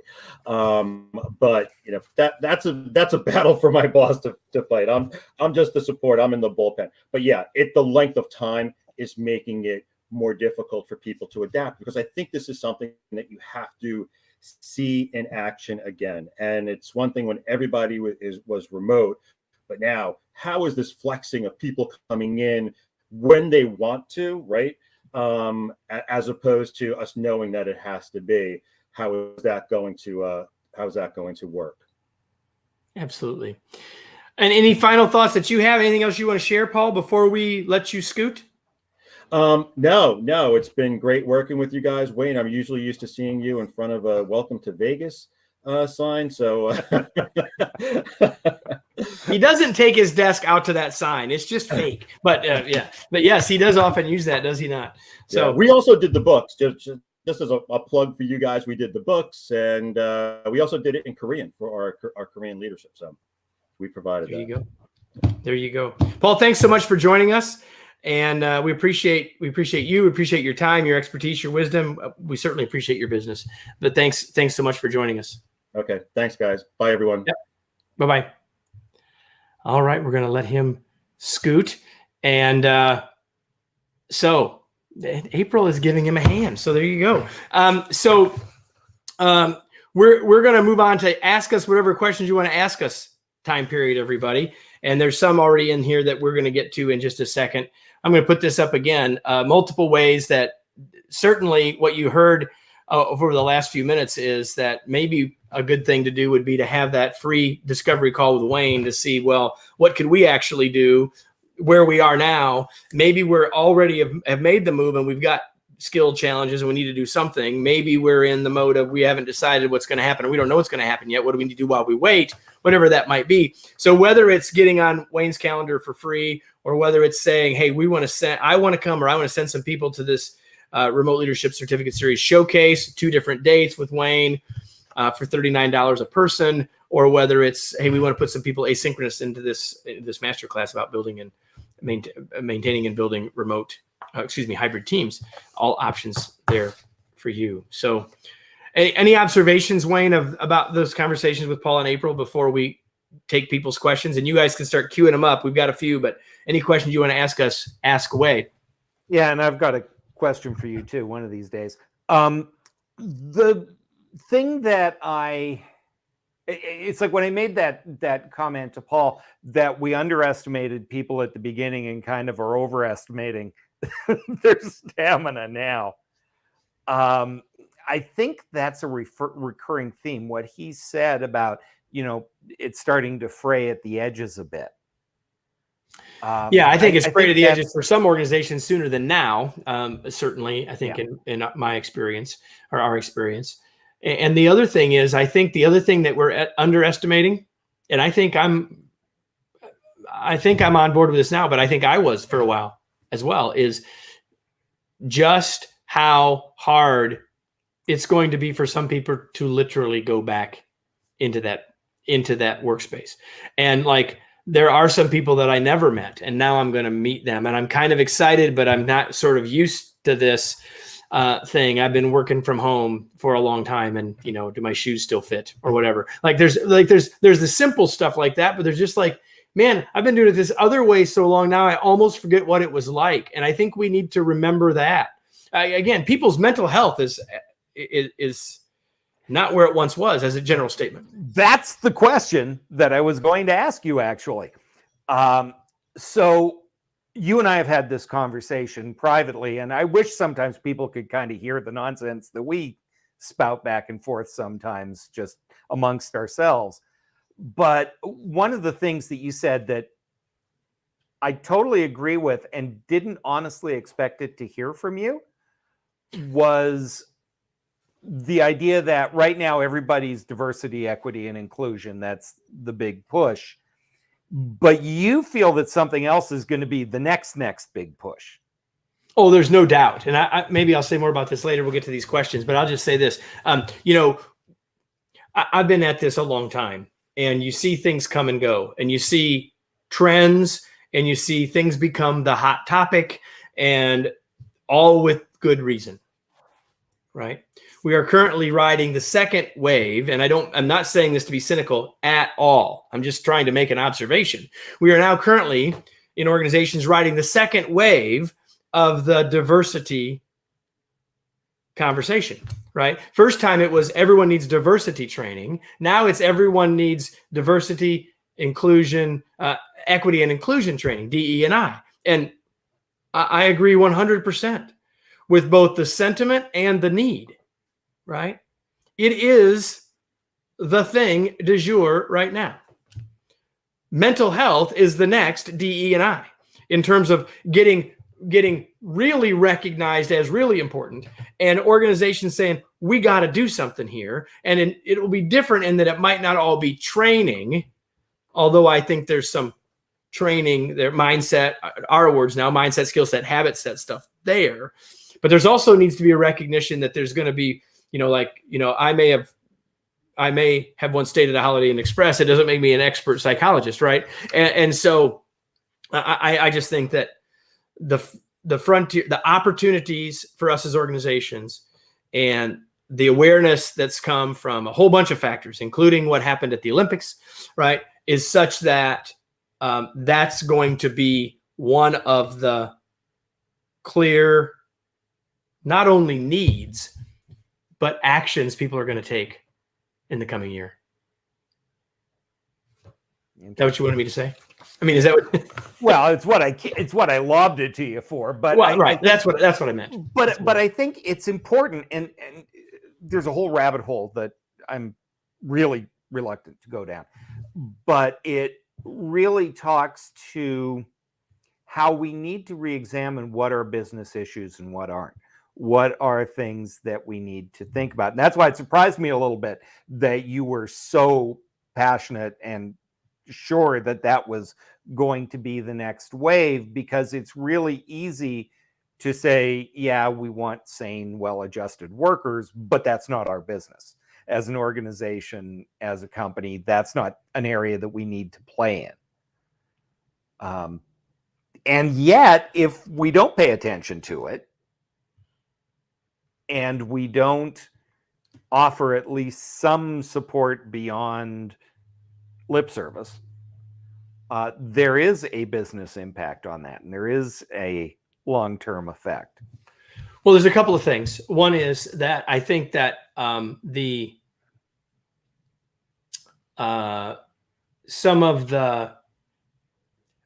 it's becoming more okay.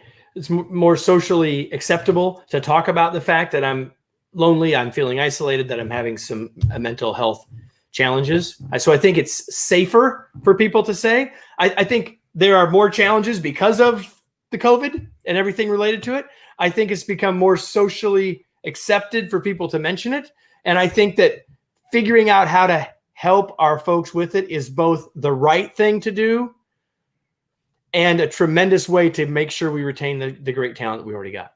Yeah, as it turns out, it's not bad enough that people have always been stressed about their jobs, and that's one of the biggest stressors in their lives. Existential dread, not real good for your long-term mental health. The constantly living with the legitimate fear, the perceived fear, the fear of all the implications, on top of the fact that work makes us crazy in general. Yeah, absolutely. Absolutely. So I'm going to get to some of these questions, and I'm not going to do them in order. I'm going to do them in the flow, because one of them that just came in actually relates to what we're talking about here. So Olivier says, do you agree that these topics, and I'm assuming you mean like the mental health stuff, has to be deeply rooted in company's DNA and not placed as a nice to have facade? So I'll go first. I think that oftentimes everybody here has heard of flavor of the month. right? Everybody said, well, everyone's doing something about engagement. Everyone's doing something about accountability. Everyone's doing something about DE&I. We better too. There's going to be some of that. There's going to be some organizations who say, well, everyone's doing it, we oughta. All the other L&D leaders that I know are doing something I probably should. There's going to be some of that. I mean, there's no doubt. But it's only going to really work if people embed it into their organization and embed it into the DNA. That's my answer. Anything you want to add to that? It ties to a larger concern that I have about the fact that what's going on outside of work is more and more affecting what happens inside of work. It would be naive to suggest that the current focus on DE&I, no matter how well-deserved and all of that stuff, is driven by events, particularly here in the US last summer. It would be foolish to suggest there is no connection between those things. It started a lot of conversations. It started a lot of people being able to say, we can't look away, or we can't pretend this doesn't exist outside our office. I think there is another thing behind this, which will be much harder to address than DE&I or even generic issues of mental health. And that is that we are becoming more and more socially isolated, politically, philosophically, all of these things. And there are issues that are going to start showing up in the workplace. And we're seeing it a little bit in the difference between people in New Jersey wanting to go back to the office, people in Alabama wanting to go back to the office. We're seeing it by, I can't wait to go back in the office, and, you know, they have kept me from going back and doing my job, whoever they are. And you have people who are like, they are pushing me to go back and I'm not ready yet. Because in my world, I have this view of the risks and kind of what's going on. And in this world, there are no risks, and, you know, this is all some giant conspiracy. And there will be a reckoning socially, but a lot of that reckoning is going to take place in the workplace, at least the discussions. And I actually, no big shock to you, and maybe to some people who are watching, that I actually think that the organizations have the opportunity to be a place where we can start to bring things back together. Because if people believe in where they're working and believe about what we're doing and are engaged in that, then when they have that talisman of connection, then some of the rest of that will start to sort itself out, or we'll start to figure out how we can still be friends and not agree. I mean, that's oversimplifying it, right? How we can still work successfully together, even if we don't agree on every last thing. And that's sort of where societally we used to be, right? And what you're saying is we're kind of, that's becoming less true, generally speaking. And I think the workplace has a place in helping to bring that back. Well, and this gets to, for those of you who are on VLC and talking about purpose and talking about connection, and anytime you focus on what unites you versus what divides you, right, it's going to have a positive effect. 100%. And 100%. so if we are creating workplaces that have purpose, if we are creating workplaces that are creating outcomes that people can agree, regardless of which news we watch, that this is the thing we want to happen, it will happen. But it doesn't happen without some intention. Agreed. We have a question that came in from Effingham, Illinois, from Michael. And he said, as change agents and leaders, we sort of get some of the stuff that we've been talking about. And he asked this question a while back, but he says, we get this, but I think he really means sort of all of this, right? Right. How do we bring the in concrete thinkers to move along? What's your advice about how do we help the people that maybe aren't seeing the perspective that we're seeing? How do we help them move there? Well, from my standpoint, And it's funny, you and I have this dynamic a little bit, but about that much, which is I spend a lot of time out here thinking about stuff, big picture, conceptual. That's kind of where I live. And you are much more practical, tactical, down to earth. And I can get you to think about some of this stuff, right? If I create the tie between the practical, tactical stuff and this bigger picture thing that I'm stressed about. And I think that's universally true. I think that the concrete, the 100% people, there are certain things that are going to get their attention.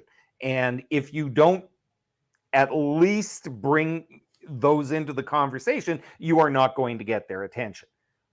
It's easy to say remote work, hybrid work is a thing, and somebody can say, no, I'm not seeing that in my world. I want my team all here. But by the time they are on their third month trying to fill a position and can't hire people because they expressly want flexibility in their work and you're not prepared to provide it, right? Yep. That becomes a concrete issue. Yep, for sure. Karen asked a question, and I didn't see it earlier, so I don't know if she was asking it of either April or Paul, but I can answer for them, and I can answer for us, and then I'll let Wayne answer in terms of advice. So the question is, do you use software installed on company computers to monitor activity? The answer for us is no. The answer for both LG Electronics and 7-Eleven is, as far as I know, also no. Wayne, what's your take on that? Remember I said you can send messages at the speed of light, but that doesn't mean that you should? I do. Same thing with tracking software. Now, if you are in an hourly situation where you're paying for hours, for hours worked, and you need to track how long is somebody on duty and when are they on lunch and when not, that's one thing. But that's still just hours. That's not activity. We got other ways to track their activity. I understand, but the fact is that the software exists and there's a reason for it. If your purpose for doing that, for installing that software, is we want to make sure those weasels are working when they're supposed to be working. They're not watching The Price is Right or eating bonbons. Those, the view is on. Half our population is not at their desk. That is a problem. And I saw this really early on when we started doing RLCS, the leadership series. And our big message then was use your webcams. This is, 5 years ago, right? Use your webcams.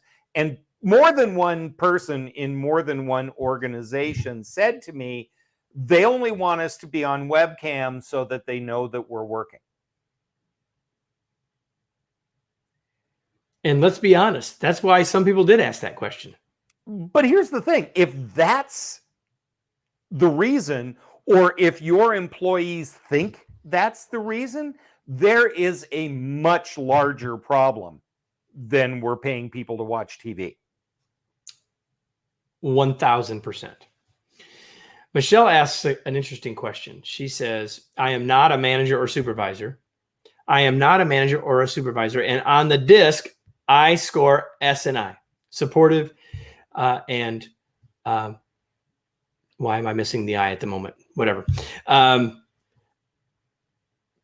am I missing the I at the moment? Thank you. Inspire. Thank you. I'm having a moment. Thank you. Hopefully it's not a senior moment. So Michelle is not a manager or a supervisor, and she scores high on disc on support and inspiring. Our department only wants those with calm demeanors. What is the best advice you can give to follow my leadership skills as I stay in my current role? So not everyone may understand DISC or the language, but the point is, if Michelle is not exactly, because of her I traits, not exactly always necessarily having a calm demeanor, what does that mean for her as a leader in the organization in her current role and the future? I'm laughing because if somebody, it's the Jeff Foxworthy "you might be," right? If the word disturber has been used about you more than once in a conversation, you might not be the calm, cool, collected type. And Patrick Lencioni, of course, talks about one of the 5 dysfunctions of a team being fear of conflict.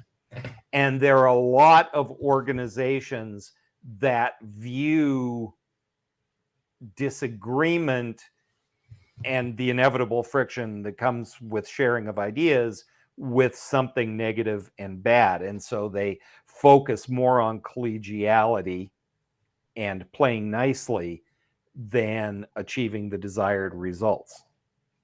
Yep. And so I think in the situation, and I have been here, I just wrote about this today, as a matter of fact, I have been the SI, except I'm a DI, which is worse for this particular problem. I have been that person who everybody is so focused on keeping the waters nice and calm, and I'm kicking up a wake behind me. I've been there. It's important to really listen to the objections and respond appropriately, and make sure that they take the opportunity to listen to what's really behind what you're doing, right? I'm not doing this to be a disturber. I'm not doing this to insult you. You got to stay focused on the outcome. You have to stay focused on the purpose you're trying to achieve that is the same purpose they're trying to achieve. Yep. So Michelle has now asked a follow-up or made a follow-up comment to give us a little more context. So she says, I ask too many questions of management. And I would say, as defined by who, right? As defined by who? Is that in your own head? Have you been given that feedback? That'd be the first thing I'd say. You want to end before I've got a story about that, but finish your thought. So here's what I would say to Michelle or anyone else, that whether, and there's a bunch of people are talking about different tools, right? We happen to use DISC. She asked the question around DISC, but it could be Myers-Briggs, could be Enneagram, could be anything. Here's the thing. A lot of people use those tools to understand self, which is awesome. But the best way to use those tools is not just for self, but to also use to say, how does that lead me to understand how I'm communicating with others in my natural state? And what might I need to do differently, consciously, to be a more effective communicator with others? Now, it may be absolutely the right thing and the conscious choice and the intentional choice to stir up a little dust, ask another question of management. But how can I ask them in ways where they will be best received and not misinterpreted, right? And that goes back to your point about, is disagreement necessarily bad? Is conflict necessarily bad, right? So I'll just say to you, Michelle, that you know enough about DISC to say, okay, what do I need to do to communicate better with others, which means I may need to flex. But I'm not saying that you have to always flex 100%, because sometimes what the organization needs is another voice and another perspective. I'm just encouraging you to pick your spots. Michelle, let me tell you a story, and the rest of you can talk amongst yourselves for a minute. This is between her and me. Early in my career, the last job I had before fleeing for consultancy, I was moved from Los Angeles to Chicago to manage an organization. And because you had to be in Chicago, apparently. Because about 3 months in, I got taken aside by the CEO, and they said, you're ruffling a lot of feathers. You're asking too many questions. Every time somebody wants to do something, you've got like 10 questions, and they think that you are being combative. They think all of this stuff. And it surprised me, but it wasn't a shock that there was friction. I knew there was friction. So a couple of weeks later, we went to New York for a team meeting, and we did a Strength Finders exercise. And my number one strength, as it turns out, is context, which is taking all the stuff that's swirling around and trying to make sense of it and bringing it down. As I was just talking about, I live out here and Kevin lives down here. What that meant was what I was doing and causing all that friction was not meant to be combative and confrontative and insulting. It was me playing to my strength, which is I need to understand everything that's going on so that we can address the situation. It was a matter of my strengths working on somebody else's. And to Kevin's point, I learned to flex that, right? I learned to ask the questions differently. I learned to preface the question so that people had context for the question before I asked it. And it made a huge difference. Yeah. So when we had, in that case, the strength finder gave the organization a way to talk to each other about about intent. Right. The big thing was knew that I was going to be asked to make a lot of changes. And my mission was to figure out why we do things, right? Do we do this because it's core to the business? Do we do this because it's core to the culture? Or are we doing this because that's the way we've always done it, in which case it's calcification and not bedrock? But anytime you ask those questions, it's going to make people a little bit crazy. So yeah, that was the the mission. So I feel your pain, Michelle. I am not sure that I understand exactly Michelle's other comment. So here's what I'm going to do. I'm going to tell all of you there are a number of things that you can do next as a result of this. And one of those is to schedule a discovery call with Wayne. And while they're not necessarily meant to be a one-on-one coaching call with Wayne only, we really want to help you think about these sort of on an organizational basis and not just individually. But inside of Michelle's question, I think, is an organizational challenge. And regardless of her role, there may be a way that Wayne would be able to help. So if you go to the link down there below and click on that, you can get to the 3 ways that we believe are the next logical steps to help. One is to have that discovery call with Wayne at no cost. One is to send folks on your organization, or for you to come to observe the showcase of our flagship remote leadership certificate series as we've retooled it for the future of work. Or to take advantage for yourself or others for our master class, the building and leading hybrid teams. So the link is there to the page that can send you to all of those places, and you may want to do that. So we've got one more thing we're going to do. We got 2 more things we're going to do, really, Wayne. One is we're going to make some predictions. I'm going to hand you yours on the silver platter. Then I'm going to talk for a little bit, and then we've got one more guest that's going to join us. We think when his meeting is over. And so we'll go on that basis. I'm so excited that like 65% of the people that were here when we started are still here. And so I'm actually really excited about this section where we're going to talk about the trends for the future and what to do with them. And so let me tee this up, and then I'm going to feed some things to Wayne, and then I'll go from there. But here's the thing. We have both said in the last 30 days, I said on a live on LinkedIn where I was a guest about an hour before we came on here, when I was asked to make a prediction, I said, anyone who's going to tell you exactly where we're going to be at a certain time period in the future, run, don't walk, because the history books are full of experts being wrong about when things were going to happen. So what we're going to talk about are directions and not specifically timed destinations. We believe that we can talk about some trends. We believe that we can talk about some things that are going to happen.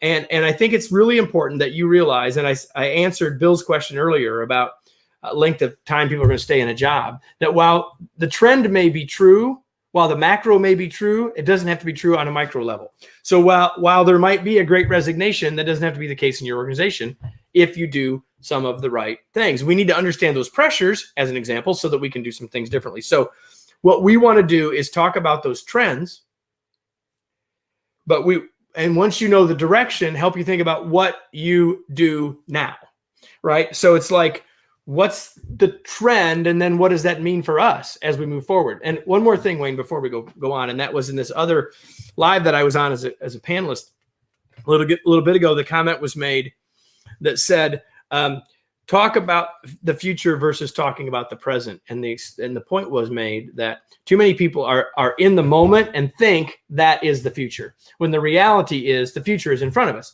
and the present might help us, but too many people overreact to where we are, assuming that will be the future, especially in times of change. So having said all of that, Wayne, you mentioned, you teased this one earlier when you talked about the sort of the industry, the technology industry and the tools and all that. So talk about that direction and what does that mean? Well, I think there's a couple of things. The first, to your last comment, one of my favorite expressions is the future is already here. It's just not widely distributed. And one of the things that you have to realize is no matter where you are, somebody else may have already solved this problem or may have already started moving in a new direction and you just don't know it yet. Which is why it's important to have that wide view sometimes. But around technology, like I say, I just generationally, I'm in this weird place where I'm not a boomer, I'm not Gen X, I came in at the very beginning of the email revolution, evolution. And so my career has kind of been defined by changes in technology.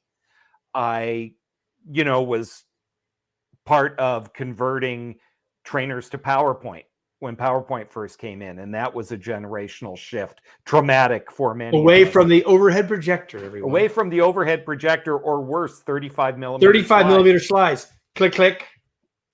Click, click. Exactly. And so we have seen these generational changes. 15 years ago, I got a little bit ahead of the curve and started focusing on virtual communication, WebEx, presenting in a virtual environment when nobody else was. And so I followed all of that. And what I'm seeing right now is, first of all, if we're going to have a global pandemic, this was the best time to do it. We've already said we can't imagine doing this 10 years ago. But we're also seeing some changes that are coming out of this. And that is, there is a huge right now, while there's been a boom in the number of tools available, there's now going to be a contraction and a consolidation. And this is happening for a number of reasons, but I remember talking to people really early on in the pandemic, and they said, oh, we're using WebEx for this and Slack for this and Jabber for this and something else for this. And it's making us crazy. My head's exploding when they're telling me. And we don't know which one to use for which. What this means is people have said, the heck with it. They're trying to find one ring to rule them all. And while there isn't one, it makes sense to be consolidating. And the perfect example of this is Microsoft Teams, which, as much as nobody at Microsoft wants to talk about it, has been rolled out 2 years before it was ready. But people were looking for something that would fit what they already use, that was part of their existing suite that they're already paying for, that they're already familiar with how it works. And Teams might not be perfect, but it's better than needing 5 logons for 5 different tools that people aren't using anyway, right? And the example that I told Kevin about when we were talking about this, when I started Great Web Meetings 15 years ago, there were 120 identified web meeting platforms out there. There was WebEx and GoToMeeting, but there was also Rainmaker and this tool and that tool and Blue Jeans in its first iteration. Diddy and just insane stuff. But there were 120 of them because everybody was inventing things and trying to capture some corner of the market. And over the years, it has shrunk and shrunk and shrunk and shrunk to the point where if we look at our clients, there are 4 presentation platforms now that our clients are using. And I can't remember the last time I found somebody who wasn't using one of those. And it's getting closer and closer to 2. It makes it, and this happens in any industry, right? And we're just seeing it now. And I think Wayne is describing it very effectively. So, even at the start of the pandemic, I mean, we had a lot of people saying, well, what's the new tool we should use? And we were saying, use the ones you got. Let's make sure you're really using all the capabilities of the ones you got first. Then you can decide. Then we can help you think about something else if it won't do what you need. Yeah. And it goes back to what I was saying before about Genghis Khan, ruled the world with like horses and yurts and managed to make it work. And I say that because I like saying the word yurt. It makes me happy. But 80% of people use 20% of the features of most software. So the problem in most cases is not a lack of tools. It's we don't maximize the tools that we have. And, Zoom is kind of the perfect example of the outlier who came out of nowhere. At the beginning of the pandemic, Zoom was a free product. A lot of small businesses and independent business people and stuff were using it. It was mostly free, didn't have a lot of features, but it did the job. And did we mention it was free? Then in less than a year, it went from what's Zoom to being a verb. To right? be Everybody knows standard, right? Everybody knows what it means to verb. Right. Right, It's the to Kleenex. Zoom. It's right? exactly now, right. It's like if you go to Texas and you say I want a Coke and they say what do you want? Oh, I want a Dr. Pepper. Like Right. we're going to go on Zoom. I mean, we're going to do a Google Meet maybe, but we're going to Zoom. Oh, Right. On what platform? Right. Yeah, exactly right. And so what happens is, and now, oh, by the way, not only is it ubiquitous and everybody knows it, it's now a syndrome. Like we've gone from what is that to I have Zoom fatigue in 18 months. Yeah, that's exactly right. But what's happened is it's a lot of the smaller software programs and stuff.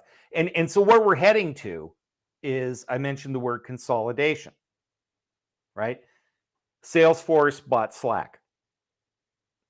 Somebody, probably Salesforce, will buy Zoom or create some kind of thing so that you've got Microsoft Teams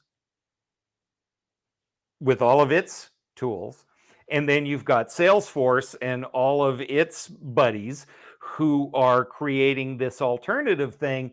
And basically, most of us will live in one of those. And that'll be 70 or 80% of the. It'll be 70 or 80% of the market because the tools that we need are going to happen. Now, does that mean you're always going to have the exact tool that you want or what your favorite is? No. Does it mean that it will work well enough? Yeah, probably, if we use it thoughtfully and productively. And learn how to actually use it. And learn how to actually use it. And learning how is more than which button do I push. It's when do I use it? When it's getting back to the conversation about, when do you use Slack? When do you use email? When do you pick up the darn phone?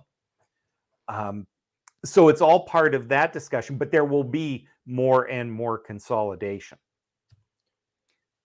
As we continue with this sort of prediction business, if you have questions or comments, feel free to put them in the chat. I don't need to say that to Olivier, but to the rest of you, I can say that. So you and I have been talking a lot about this word, and it came up earlier today. And so when you think about culture and how it's going to be viewed and what its role is, what's your prediction there in this future of work that will be different than it was in the past? What's the role of culture and how will it be seen moving forward, Wayne? I think the difference is it will be seen. And here's what I mean by that. Culture is one of those $10 HR words that gets thrown around a lot. But really what it means at its nut is this is how we do it here. This is how we work. And this moment in time has created this weird lull where for the first time, and I know you're going to jump on this, we have the opportunity to actually think about not only what is the culture that we have, but going forward as we plan for the future of work, as we think about hybrid, what is the culture that we want?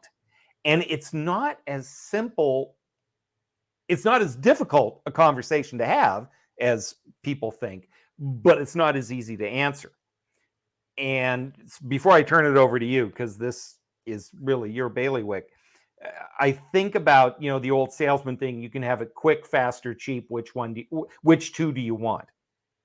Because you can't have all of them. Well, if you think about the culture that you want, well, we want a culture that's innovative, that is fast moving, and that is harmonious. You are not going to have an innovative culture that is harmonious. It can't happen. Now you can have it so that it doesn't become destructive. You can have it so it can't be disruptive, but you are going to have friction. If your idea is everything needs to be serene and calm at all times, you aren't going to innovate. Yeah. At least not in the dramatic way that we think about innovation. So we need at this moment to do some thinking about what is the culture that we want and how do we go about creating that. So yes, I do have some things to say about this. And the first thing, I'll give you all some context, and that is that just yesterday I talked with people from 2 clients, one of which has been a client for 6 years, the other of which has been a client for 14 years. And in both of these organizations, one of the things that we've helped them do, or that I've helped them do, is to develop an aspirational culture and then help them on the journey to get there. And so the context is it's a journey. That's the first thing.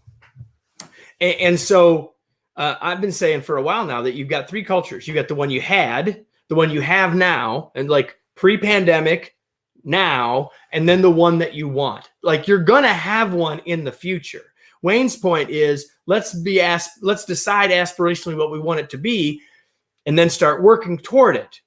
Right? And you got to define it first, and then you can go from there. So there's the first part. And the second part is that, and so here's my add on to Wayne's prediction. It's going to become less of a consultancy thing and more of a we realize we got to do something about it thing.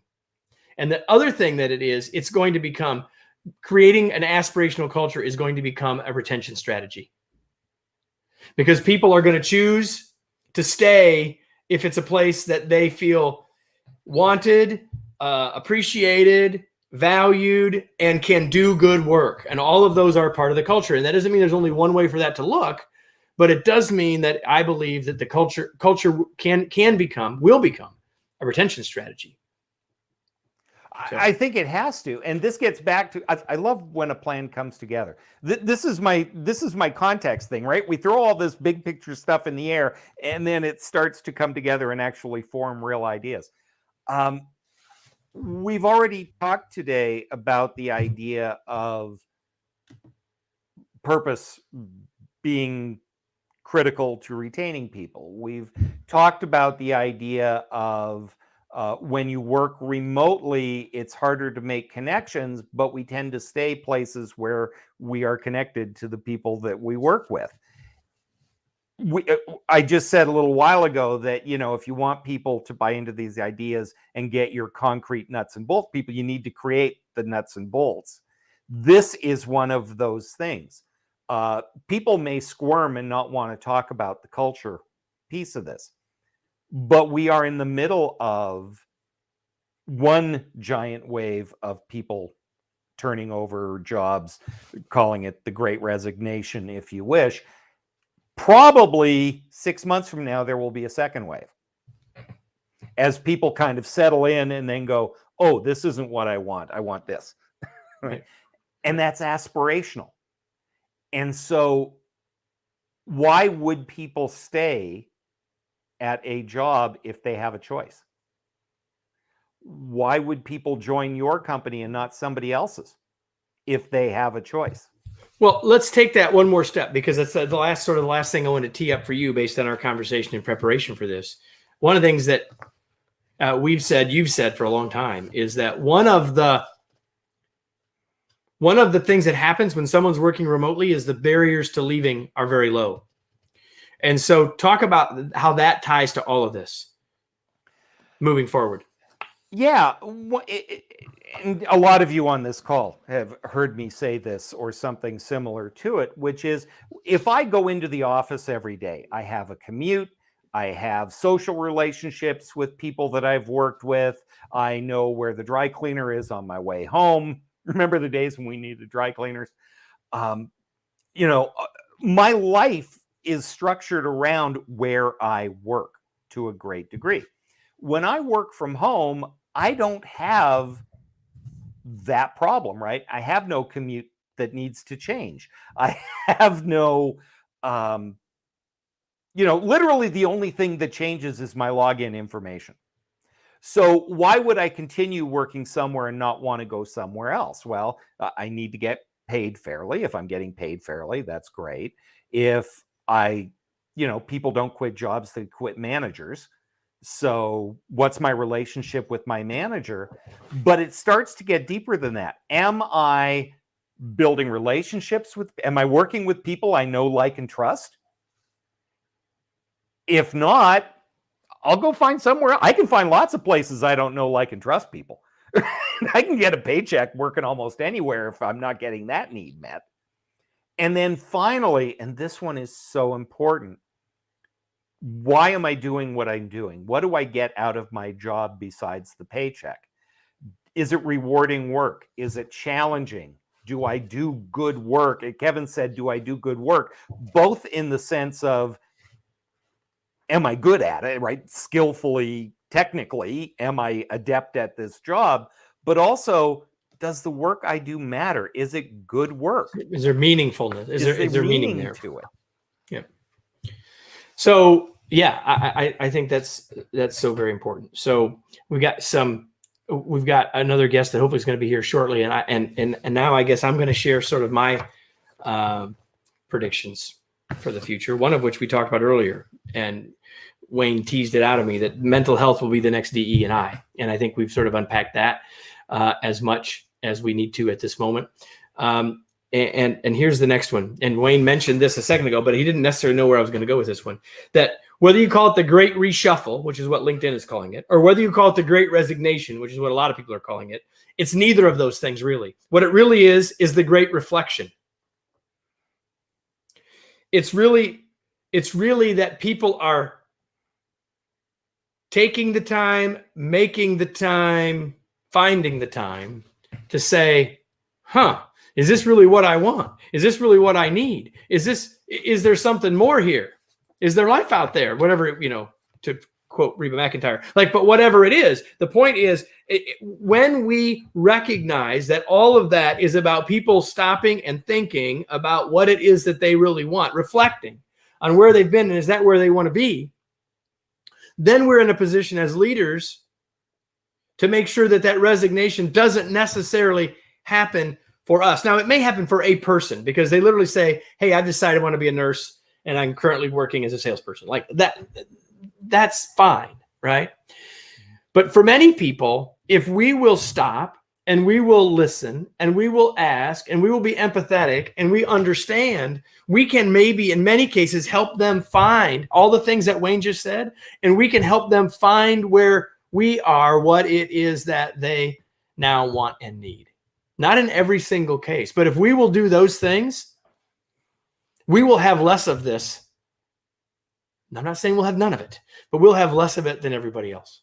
I think it also is really important that we realize that we are in that moment where people actually have choices and are making them. My daughter works in the service industry in Chicago, and I asked her what's going on. And she said, Dad, it's not that people aren't willing to work. It's that when the bars were closed, they found other jobs that they can work from home. They don't have to be on their feet all day. They don't have to carry giant trays of stuff and risk working with drunks and all. They are choosing to find other ways to make a living at this moment in time. That's where a lot of those people are going. And it's about choice. Kevin and I said in preparation for this, we were talking about the fact that there were more millionaires created during the Great Depression than at any time before that in American history. As a group, people were really, really suffering. But individually, people were able to make choices or choose options or do things that allowed them to thrive regardless of what everybody else was doing. Yeah, for sure. Here's my next salvo over the bow, everybody. Experimentation, the kinds of stuff we've been talking about and more, including this, people seeing opportunities in all of this upheaval and change. Experimentation will lead to vast innovation and economic growth over the next 3 years. I'm not making a political statement. I'm just saying that's what's going to happen. Innovation, economic growth over the next 3 years is going to be amazing. Ideas will abound. Experiments will be tried. Output will soar. Productivity, well, that's a different question, right? That's really wrapped up in a work-life balance package. And there'll be a lot of discussion about whether we're more productive or whether we're less productive, or are we throwing hours at it. But I believe that the future from a macro picture in that regard is extremely bright the world over. And I'd, be willing to bet on that. Now, I'm not. Remember, I said we'll give you direction, not exact destination. But I believe that to be true. Anything you want to add to that one? I just think about moments like this in time, and I think about when dinosaurs ruled the earth, there were all these little creatures with hair on them running around, and trying not to get stepped on by the dinosaurs. And they're the ones that kind of survived and thrived when the comet hit. And that is not an unusual thing. I mean, Zoom is a perfect example of something that nobody anticipated the boom in virtual communication that was going to happen. They all said it was going to happen someday, but the pandemic pushed us across the Rubicon. And Zoom was uniquely positioned to do that. I bought the stock, but didn't hold it long enough, Wayne. Just saying. I'm sorry, brother. But I bought it, and then the whole security thing came up. I'm like, I don't know if they're big. To this point, I don't know if they're big enough to survive that. And so it had gone up, and I said, I'm going to sell. And if I'd have rode that out, it'd have been a different story. But here's the point about that, is that that's what's happening to all of us all the time. We see something, and then we see something, we think, well, now this is the new future. Not necessarily. One of the ways for us to look forward is to look higher, right? Because and to not assume that the thing that's in front of us is a mountain, because if you look at it higher, it might only be a molehill, as an example, right? Let me see if when our other guest is here, I'm going to sort of let you introduce him once we see that he's here. All right. I'm checking my email right now, which I know is bad form, but I want to see if I've heard from him, and I haven't yet. So we'll give him a couple of minutes. By the way, a couple of you have already scheduled time with me, so thank you for that. There you go. So I've got one more. And maybe it's my biggest prediction. I was saving it for the end. I was going to do it after our last guest, but we also told him that if we were done, we were done. We're not going to hold you around here for no reason. Mark was unable to join us in the earlier time slot at the same time as April and Paul, but we really wanted to have him join us because he brings a different perspective and in a very different industry. So I believe that the future of work is flexibility. And here's what I mean. Number one, that it's about where. Of course, where people work, there's more options here than there was before. But I think it's going to be more than just in the office or at my house. It might be at the coffee shop.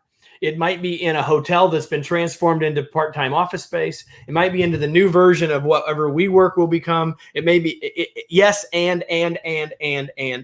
There will be more flexibility about the where of work. There will be more flexibility about the when of work. You're going to keep hearing about Thursday being the new Friday and the 4-day work week and the 4-10s, and you're going to keep it 4-10s or just 4-8s, right? You're going to hear more about what time of the day we work. It's already happening, right? Hey, I'm going to work from 6 to 10 and then from 4 to 8. There's going to be more flexibility about the when of work. There's going to be more flexibility about the combination of the where, what, and when. And the combination of the where, what, and when means if we are working in a hybrid mode, What are the things we need to do when we're all together? What should the work be when we're not together? When should we meet if we're working across massive time zones? All of those things are going to create more flexibility. And then the last flexibility one is there'll be more flexibility in for whom we work. Yes, some of us are going to change jobs, but more people are. Yes, the gig economy is real, but the gig economy is going to grow wider. And I'll give you some examples, right? There's going to be more people. It's going to become more socially acceptable for people to have multiple jobs. Like a lot of people had a job 8 to 5, and then they had the side hustle. Side hustles are going to become known as a part of the thing. And that languaging is going to change as people think about all of that differently. I had a conversation with someone yesterday that we're going to do a little bit of a partnership with. And he said he's got executives coming to him looking to have a side hustle, his words, as an executive coach. I've got an 8 to 5 as an executive. I want something else. I want some more flexibility. Maybe they want to, as a transition, maybe they just want something else. Some of you that are here on Virtual LeaderCon last week heard of the person who said, I'm an extrovert. And during the pandemic, when I was working, and then I went and drove a Lyft because I wanted interaction with people. I mean, yeah, I liked the money, but I didn't really want the money. I really craved the interaction, and the money was nice. We're going to have people doing that, and it's going to be socially acceptable. I have friends that during the pandemic said, you know what? I got some time. I'm going to go DoorDash. Why? Because it was fun. They weren't doing it as a career. They were doing it as an adventure and as a way to use some time. I think that the future of work is flexibility of where, when, for whom, and all the combination of all of those things. It's about choice. It's not about black and white. It's about a rainbow. It's about flexibility. And I think as we recognize that, and as we honor that, and as we facilitate that, we'll be more successful as organizations. Thoughts about that, Wayne? Well, I think that's absolutely true. I mean, for some of us, we have always believed that, right? For those of us who are on our 4th careers and our 2nd country and, and our 2nd marriage, it has always been about choices that one can make. Not everybody is comfortable with that. I think as you mention all of those things, and it's all true, there is a new definition of what work is, right? Work is not time for money. Work is something more than that. I think there are long-term implications of this that we need to address. And I'm going to give you a very obvious answer, and this is not intended to be political. But if people are going to be changing jobs more frequently, if they're going to have multiple jobs instead of just one, we cannot tie something as important as medical insurance to an employer. Structurally, that is unsustainable. Whatever the answer is, and you can talk amongst yourselves, whatever the heck you think that answer is. But the fact that you something's got to change through your employer has got to change, because it is structurally unsustainable if this is the way that work is going. There is a lot of cultural and social change / opportunity / chaos that is going to accompany these opportunities. And so one of the things, and I think we offer this, Kevin leading by example, but offer this through things like Virtual LeaderCon and the opportunities like this to develop and constantly learn and both develop some peripheral vision and some coping skills, is going to be more important than ever before. Because you're going to need to know both what's going on and what to do about it if you are going to navigate through this. Not everybody will, or not everybody will go through it smoothly and easily, but you have the choice of how you want to navigate through this. Yeah, there's no doubt about that. And so we're going to go ahead and close, and I'm going to say that if we can get our friend to maybe join Wayne and do a short video or something, maybe we'll get some of this content to you, even though he wasn't able to join us. Probably his meeting went long, and I'm guessing every one of you has had a meeting go long, just saying. So we put the link back down there again. Learn more about the additional opportunities that we talked about. 3 things, because so here's where we've been today. Where we've been to is what's going on now, and now what?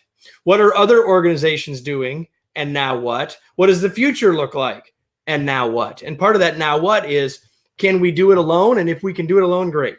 If we've got an organization with all of the right tools available to us, fantastic. And this was just to give us some external perspective. Fantastic. We are happy to be that source for you. But if you're saying, hey, we need some help, or we need some help, then that could look like the Hybrid Teams Masterclass. And you can learn all about it by clicking on that link, and you can buy it for one, you can buy it for many. If you want to buy it for a bunch of folks in your organization, we can certainly talk about and have a conversation about discounting on that, right?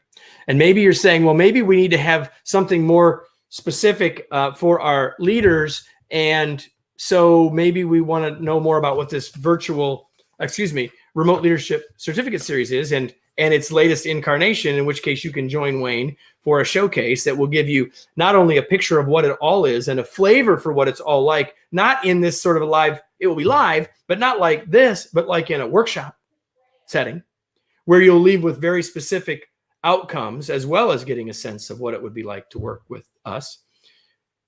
You can do that. Or if you say, hey, I need to get 3 or 4 of our leaders together to talk to Wayne, you can do a discovery call with Wayne and have that conversation. It sounds like some of you are already doing that. So the link down there below points you to a page that gives you all of that. And Marissa, can you just put the link to that page in the chat if people are if there's any sort of technical challenge, maybe put that on the other social channels if people are there so that people have got that. We'd appreciate it. And so, Wayne, before we wrap up, there it is. remoteleadershipinstitute.com/FOW, or Future of Work. Any final thoughts, Wayne? Just for those of you who joined us, not only for this discussion, but for Virtual LeaderCon, and who've been following the last 6 weeks of work that we've been doing around the future of work. Congratulations on taking the time to think about this, to pausing in the middle of the maelstrom and reflecting, because that is something human beings do not do near enough of. We're so busy responding and running that we don't take the time to reflect. So I want to honor your choice to do that. I'm going to challenge you, though, having done that everybody else around you has probably not. And so that notion of asking the questions and listening to the answers and exploring options is something that you can influence for other people. And you can be the start of a really important change in your team, your family, your organization, your community, all of that. Yep. That's a pretty good place to close it. I've said 100 times in the last 6 months that now is a moment that matters. And so, as Wayne said, you've filled your mental cup, right? And maybe you're in a different spot than others. And so it's important for you to think about how you can help others come along where you're now at. And that comes by asking questions, shutting up and listening. And then maybe with some guiding, but not until you've done that first. And that when you do all of that, because this is a moment that matters, you have the chance to make a huge impact, right? For all of those groups that Wayne said, whether that's yourself, your team, your family, your organization, your community, right? And so we're honored that more than half of you that started with us 2 hours and 43 minutes ago are still here. We are very honored for that. We appreciate that. I don't know if it may not be all the same people. We know some of it. Some of you are. We're honored. We're humbled by that. We appreciate that. And we hope that's been useful. But what we hope more than anything else is you take action. Because if you don't take action, sort of what's the point? Because if all you want to do is be entertained, You could probably find something on Netflix better than this. So take some action. Thank you, everybody. Thank you, Wayne. Thank you, team, for helping put all this together and managing it all and making Wayne and I look good, because Lord knows that's hard. Thanks, everybody. All the best to you. Go out, take action, be remarkable, make a difference. Let us know how we can help. Thanks, everybody. Bye-bye.